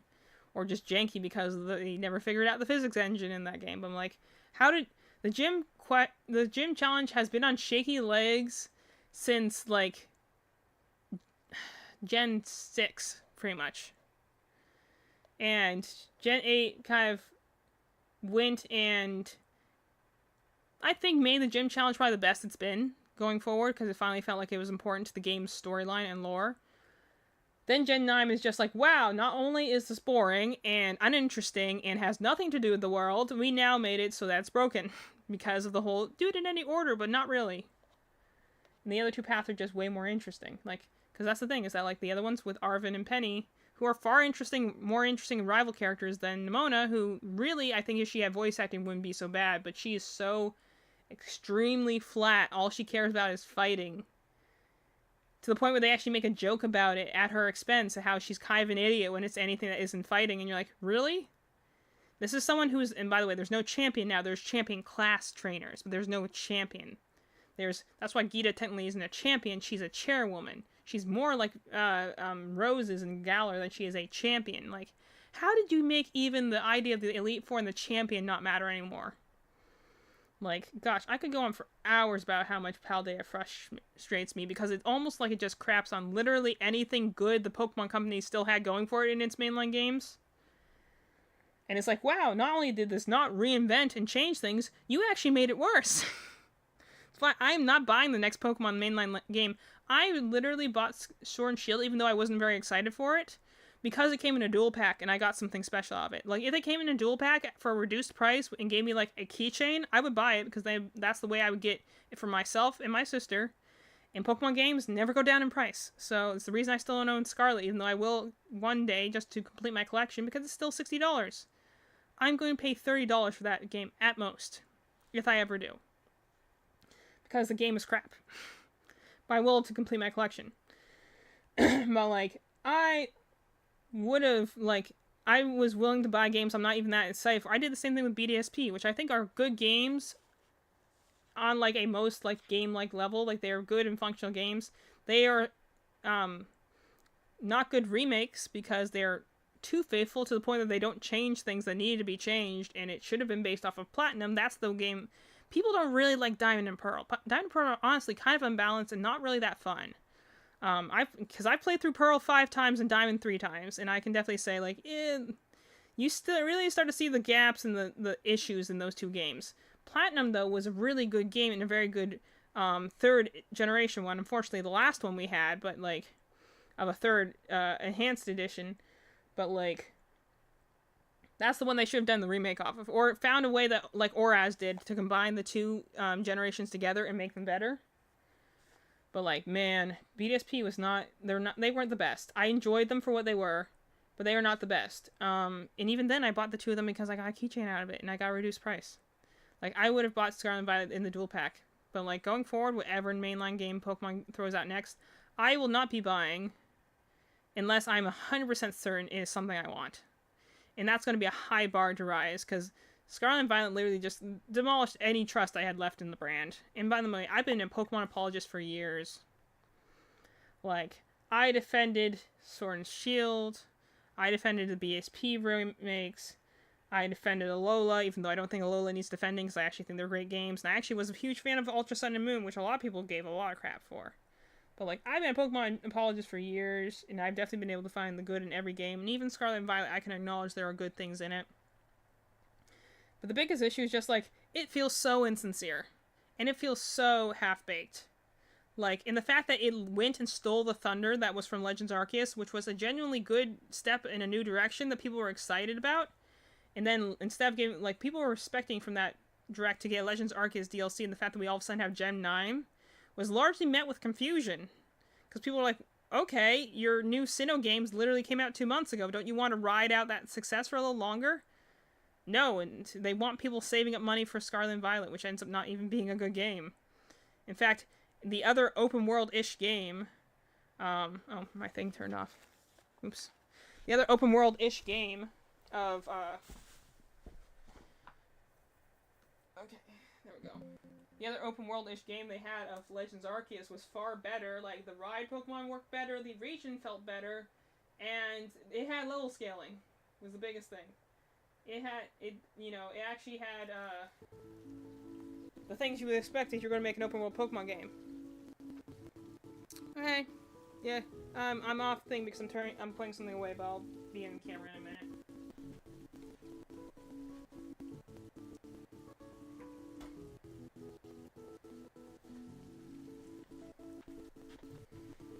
And I would like to say, I'm like the premier Pokemon fan. Like, I'm always going to defend it, but it's just one of those things where you're kind of sitting there and being like, it's not the fact that it's bad. I've had bad Pokemon games.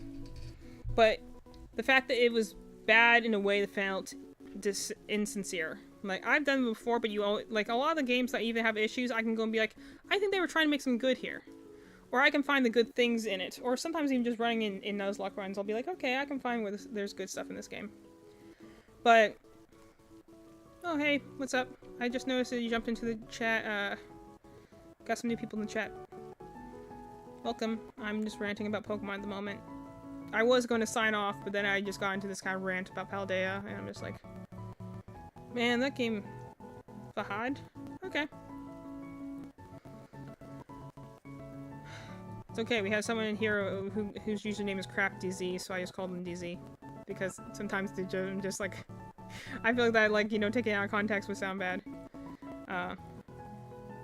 Raver's at the top. But yeah, we just... Typically, I'm crocheting. I did crochet a dog body earlier.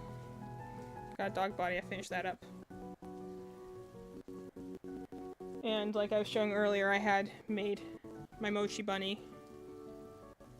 He's extremely soft. I use that thick yarn I used to make my Angel Guardian. So he's originally supposed to be hand-sized, and he's not hand-sized. He's actually bigger than hand-sized, but that's fine. But it's just, I do a lot of crochet stuff. But it's just, Paldea frustrates me on so many levels just because the fact that, like, other games, I could give a pass. I would go and be like, hey, yeah, this sucks, but there's good things here. Or, like, Sword and Shield was the one that took me a while to get, like, you know, on a good side on. But then I did some Nuzlocke with it, and I played the DLC, and I came to appreciate the game a lot more. With the DLC, it actually does add a lot to the game, especially in terms of... And also, you can tell that they're doing something with the characters. They are trying to do something cool with the characters. I guess I can make the snout. That's only 3. Maybe I'll make the snout. But...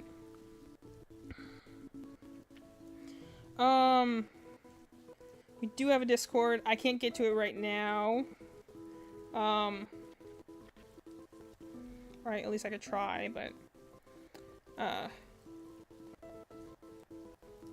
The biggest thing I've mentioned before of my setup, I'm actually like 5 feet away from my computers.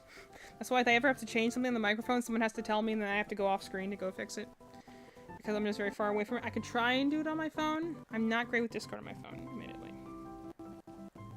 But if you want to talk about your collection, you're more than welcome to. You're like one of those people that goes and does like the living Pokedex. I had a friend who did a living Pokedex, you know, which with the idea of I'll check it out in a second. I'll see what I can do. But I had a friend who had a living Pokedex, which the idea of doing that is that they catch every Pokemon and they keep it together in one generation, like on like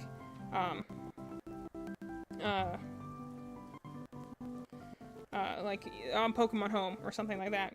And so the idea is that they'll I had a friend who was like, yeah, I'm catching every Pokemon, every variant, like we're talking like all 16 versions of Pavilion sort of thing.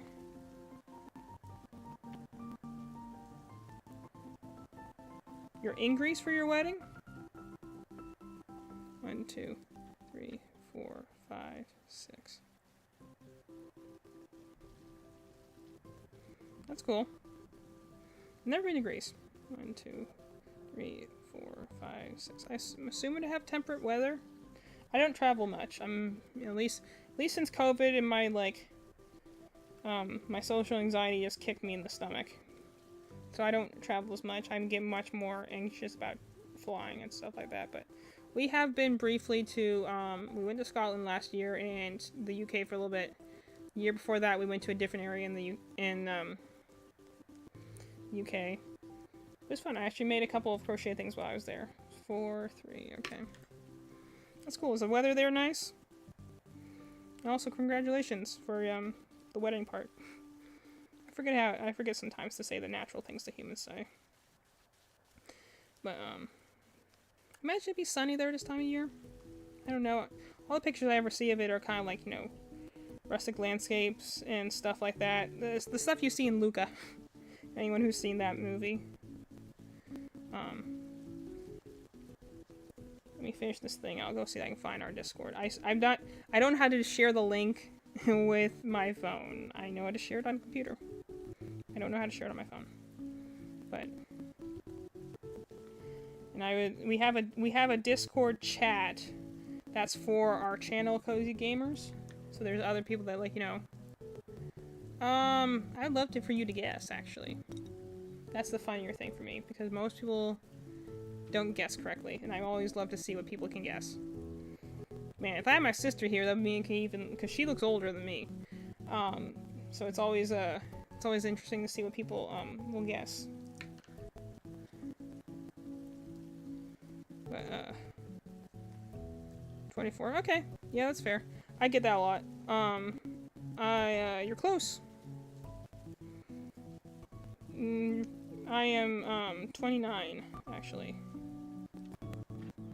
I get carded all the time. Nothing worse than trying to go in to buy a lottery ticket and being asked for your ID. I get that all the time. I get carded to buy mature games.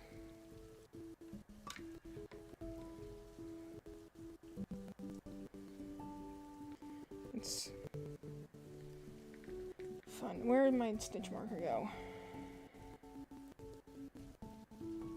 I guess it's only 3 rounds. I can just do 3 rounds. Increase 3, increase. No, I'm not retired. I work as a teacher most of the time. Or I nanny sometimes. Right now, me and my sister are trying to run our own independent business, which is where I go and sell my crochet things. She sells paintings, like paints on glass.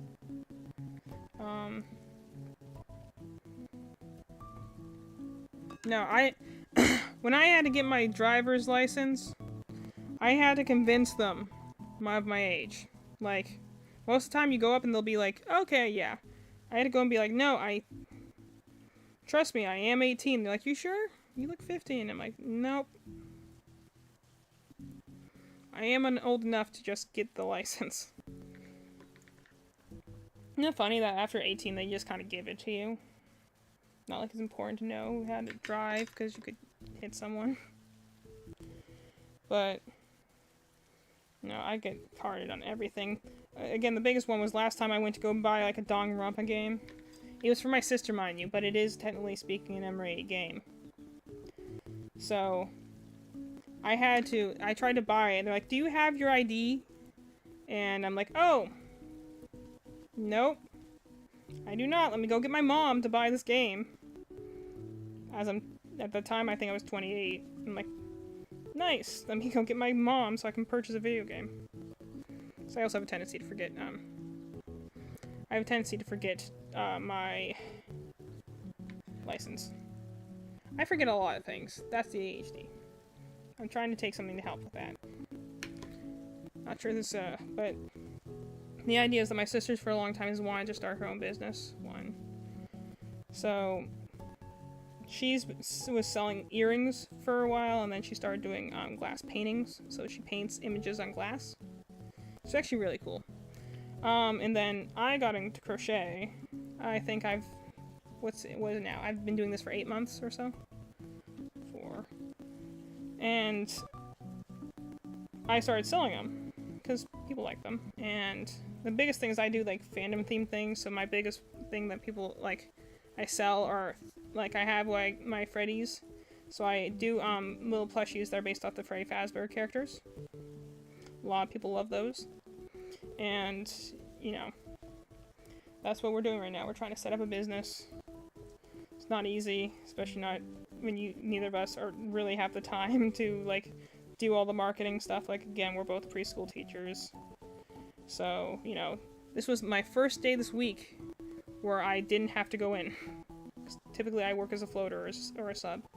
So this was the first day on this week, which I could have gone in, But I also just, you know, I was like, okay, they're like, can you sub today? I'm like, if you have anyone else, I prefer if you called in someone else. Because I'm like, I've been in every day this week, when normally I only work 1 day a week, and I think I need a day off. So that's what I did. I also I try to keep streaming, even if it's just, I typically play games, but sometimes I just want to talk, so I'll just come on here, I'll work on my crochet stuff for my business, because then I can keep busy. But I'll also just chat about literally anything that comes up. So like today we've talked about, in no particular order, Genshin Impact, the Civil War, the value of monuments in the South, Persona 5, Ruby, Steven Universe, and we're on Pokemon now. Namely Gen 9, and how much it makes me angry as a Pokemon fan. Pokemon is definitely one of my hyperfixations, and also one of my special interests, so it's literally something I've used to kind of navigate and regulate myself in a world that's not built for me. Just, you know, may sound dramatic when you put it like that, but the point is that, I care deeply about these things, even if I bash them, just because I'm like, you know, I like these things. So, let's see. But, trying to look at my Discord while I'm speaking. I talk about a lot of things, and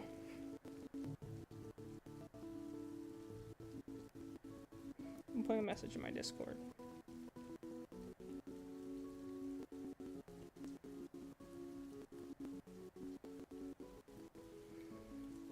I'm gonna see if I can share a link to our Discord.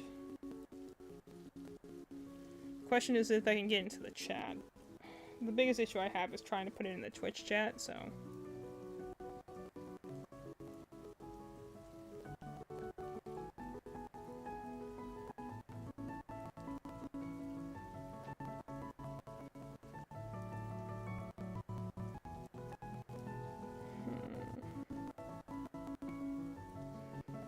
I mean, if you have a Discord, I can try and send you the link. Just trying to figure out how to get into Twitch. My sister typically does this. Normally, I'm the one who's on the camera. My sister's the one who's managing things off screen. So, I can try and put it in the chat if you'd like. Or if you want to just... Oh, okay. Thanks. It's hard to look at the Twitch thing from my phone. I can look at Discord from my phone. It's hard to navigate Twitch with it. I don't have the Twitch app on my phone. I don't have a lot of space on my phone. In fact, I just got a new phone because my screen has been cracked for the better part of 4 or 5 months. And so my dad just, he waits until the contracts get up and then we're allowed to get new phones, but... Let me see if I can get in there.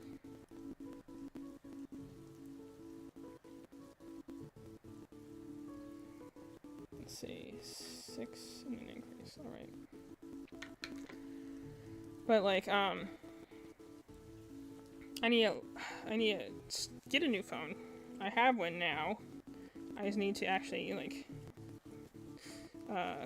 upload it. And every time, I'm always so scared that you're gonna get a new phone, try and put in the new SIM card, and you're like, okay, is all my data there? Namely, are the games I'm playing there? Are all the tabs I have open still there, you know? There's always that fear of, it's going to be gone, and then I'm not going to be able to find it again. That's the thing that gets me. So I read a lot of fanfiction. I'm in the process of many things.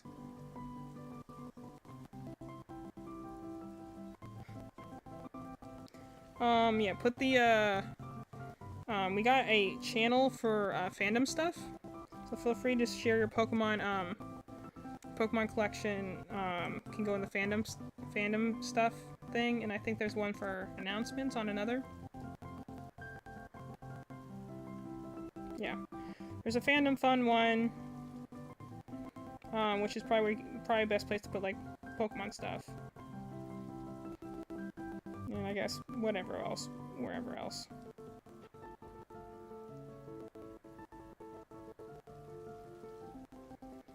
Oh, man. A lot of Charizards. I like the Honchkrow. And that's a pretty good Reshiram, too. We literally buy things, like, we buy Pokemon sets. I'll have to ask Madeline. She's my sister. She's actually, was typically my co-host. But, she's the one that funny enough, if you had shown up, like, 30 minutes ago, I actually was showing off Pokemon cards on stream. I just gotta put them down, though, so that I don't have them with me anymore, but, we just got a new batch of Pokemon cards. We collect them really for the artwork. So we'll just pick up Pokemon cards we think look cool. 2, 3, 4, 5, 6. And, like, I was just showing off Pokemon cards on here earlier. But I'll have to ask my sister. She manages our binder, which is where we have all our Pokemon cards. I'll see if I can get her to maybe take some pictures of our collection and put it in there later.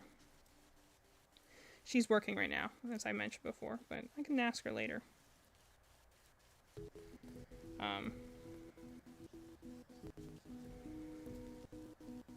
We don't really collect the cards for anything. Like, I think I know the basics of how the rules of the game works, but like, we've always been the kind that have just been like, oh, hey, look, it's an Eevee. Yeah, I popped in, I took a look. At the moment, I'm just crocheting. But I did take a look. And they look pretty cool.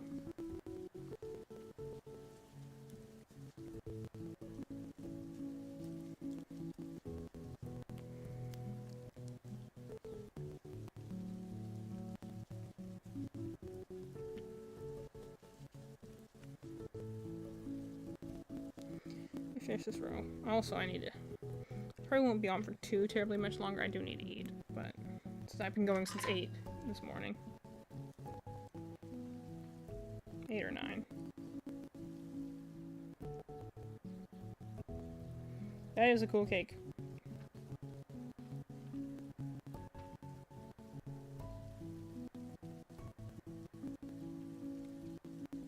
Is that like a D12 on the top?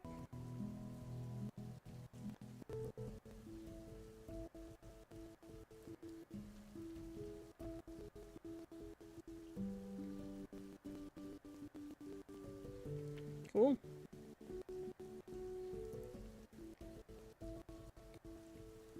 Single round.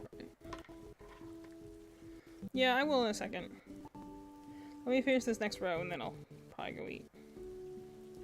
Cause that's why I put my music on the big screen in front of me. Because that way I can see the clock. When I don't have my big screen up, then I can't see the clock. And I don't realize how much time has passed. But yeah, I'm just going to finish this off and then I'll go.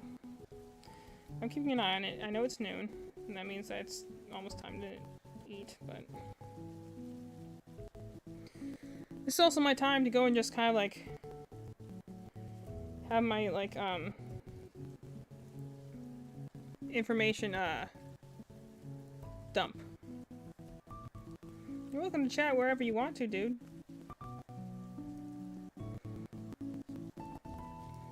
This is my way of chatting with people. I have some people that just come in here sometimes just discuss movies. Which I'm always down for.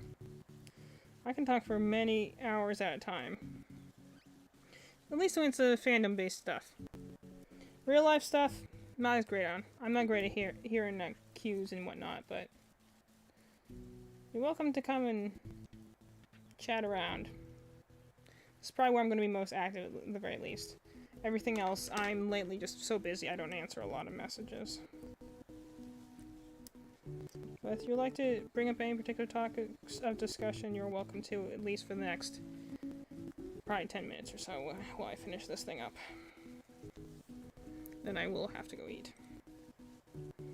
If you have any topics of discussion, you're welcome to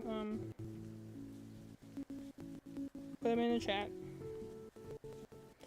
That's the other thing, I probably really need to get better at learning how to use the Discord stuff, because, Discord and Twitch, because I really use them for the base functionality.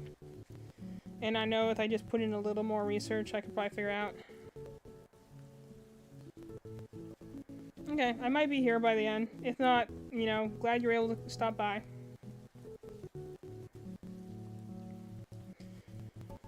But, yeah, I don't know, maybe I might... I've been debating if I want to do maybe a game tonight. I just wanted to do crochet this morning. Like, I debated, I'm like, I could do another episode of my Nuzlocke. I could maybe play some Hatsune Miku, which I've been feeling like playing lately. But I was like, you know what, I gotta work on this puppy. Let me work on this puppy. Oops, I just lost my phone there. So I'm like, that's why I'm like, well, let's do a crochet stream this morning, you know? Just 2 rounds, okay. Because I did think about doing a Nuzlocke stream. I did think about doing a game stream, but I can always do those in the evening. The Nuzlocke stream has been kind of a...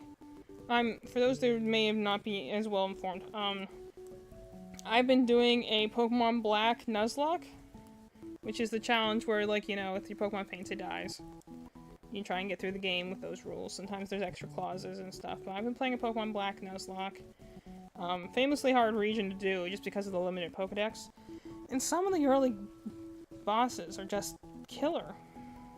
So I've been kind of limping along in this entire challenge. I don't think I've ever had a full team. I've always had like 2 to 3 Pokemon, which is, you know, really putting your back against the wall, let me tell you. So I've been enjoying the challenge. It was something that I remember bringing up in our Discord. Like being like, what would people enjoy me seeing? Enjoy seeing me play. There's the word I'm looking for. And a lot of people voted for a Nuzlocke. So I did Nuzlocke, because I've been wanting to do that. I know there is a big audience for Nuzlocks out there somewhere. So I'm just trying to figure out how to tap into that. And I've been doing this Nuzlocke challenge. The issue is, though, like, all the people that, like, in our Discord channel who were, like, wanted to see the Nuzlocke have not been able to attend. And so I'm just like, and do I have the timing wrong? I'm trying to make it so you guys can watch. Because you all wanted to see this, but I'm like, I've not been able to really... I don't know if it's just the timing is bad, or it's because I'm doing it through Streamlabs instead of through Prism, which is the software I typically use, or... I don't know. But, like, it's been probably my one thing that, like, when I'm streaming my Nuzlocke, I have, like, 1 viewer at best. Like, it's something that I just... For some reason, I'm just hitting the wrong time and hour, where I can just not find anyone. I'm just like... Am I not using the right tags? Like, I feel like I'm missing something here. And no one can like see me or find me when I'm doing my Nuzlocke. I have had once or twice, Real Moon was here earlier. She's been there a few times. I do know that. She's the one who usually will go and like heckle me. If I go and be like, oh, I don't want to stream tonight. And she'll be like, no, go stream. She's also the one that I'll usually chat to about Genshin Impact stuff. I promised you, I do actually think the world and the game are interesting, even as I rant about it a lot. One decrease, single part. But, I go and...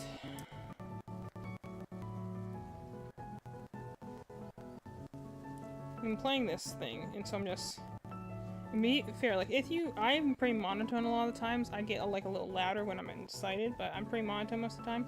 If you want to see me express emotion, then Nuzlocke's the best place to do that. It is all uploaded to our YouTube channel. Same name, Cozy Gamers. I have uploaded our entire Nuzlocke, my entire Nuzlocke run over there. If anyone wants to watch it as a video. But, like, that's probably where I've been the more expressive than I've ever been with mostly with anger. But I've been most expressive during this Nuzlocke, so if anyone's curious to watch it, it's over there, but... It's something that is, again, something that you kind of want to have, like, people to chat and ask things for. Like, I would love it that we had, like, people in the chat be like, hey, let's give a name to this new Pokemon I got. But, you know, since I keep just timing it weird, it's usually just me being like, alright, guess your name is Cheese now. I wouldn't name something like that. Malin's the one who names things like that. I always have to have deeper meanings in my names, or I'll relate them to characters. Unfortunately, everything Mally nicknamed died almost immediately, so she can't nickname Pokemon anymore because every time she nicknames Pokemon, it dies. Unfortunately. So, that is that. But, yeah. What else was I talking about? So I might do a Nuzlocke stream tonight. Although that run has kind of just become for me now. Because by technical rules, I lost it because I had a party wipe. But also the place where I died was just so anticlimactic. It was just, like, very frustrating. I'm like, okay, I can't... At the very least, this is for my own entertainment, so I'm not ending there because that, you know, feels like a cheap lose. Like, it was really just a bunch of bad luck that resulted in that loss.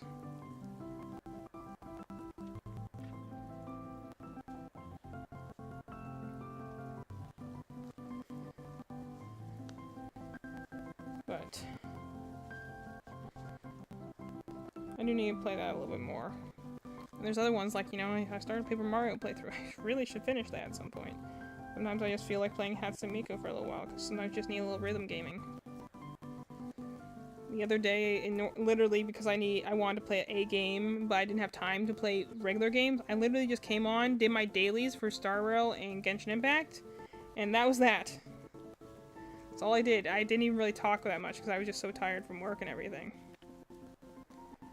And sometimes that's what it is. Like, would this probably be easier if I had a little bit more organized content? Yeah, maybe, but, you know, I'm also not an organized person, so it's gonna be what it is.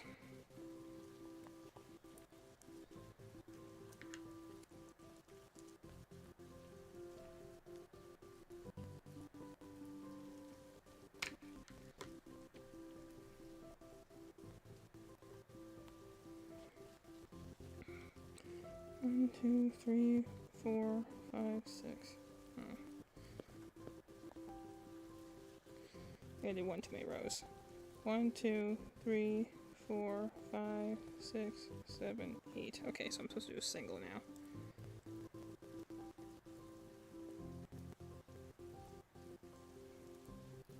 One.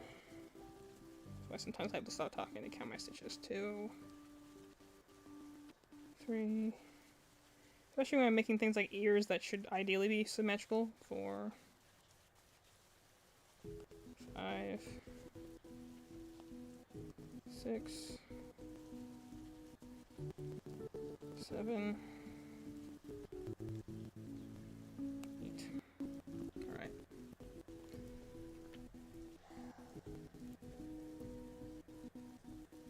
Okay, there we go.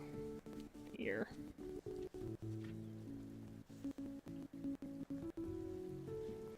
And now I will be officially going to get lunch. Okay, that's probably about that much.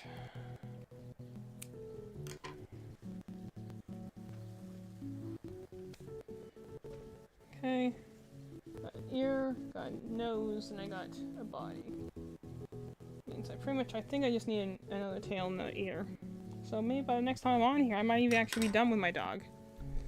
Anyway, so... half the time this thing falls more than it actually catches it.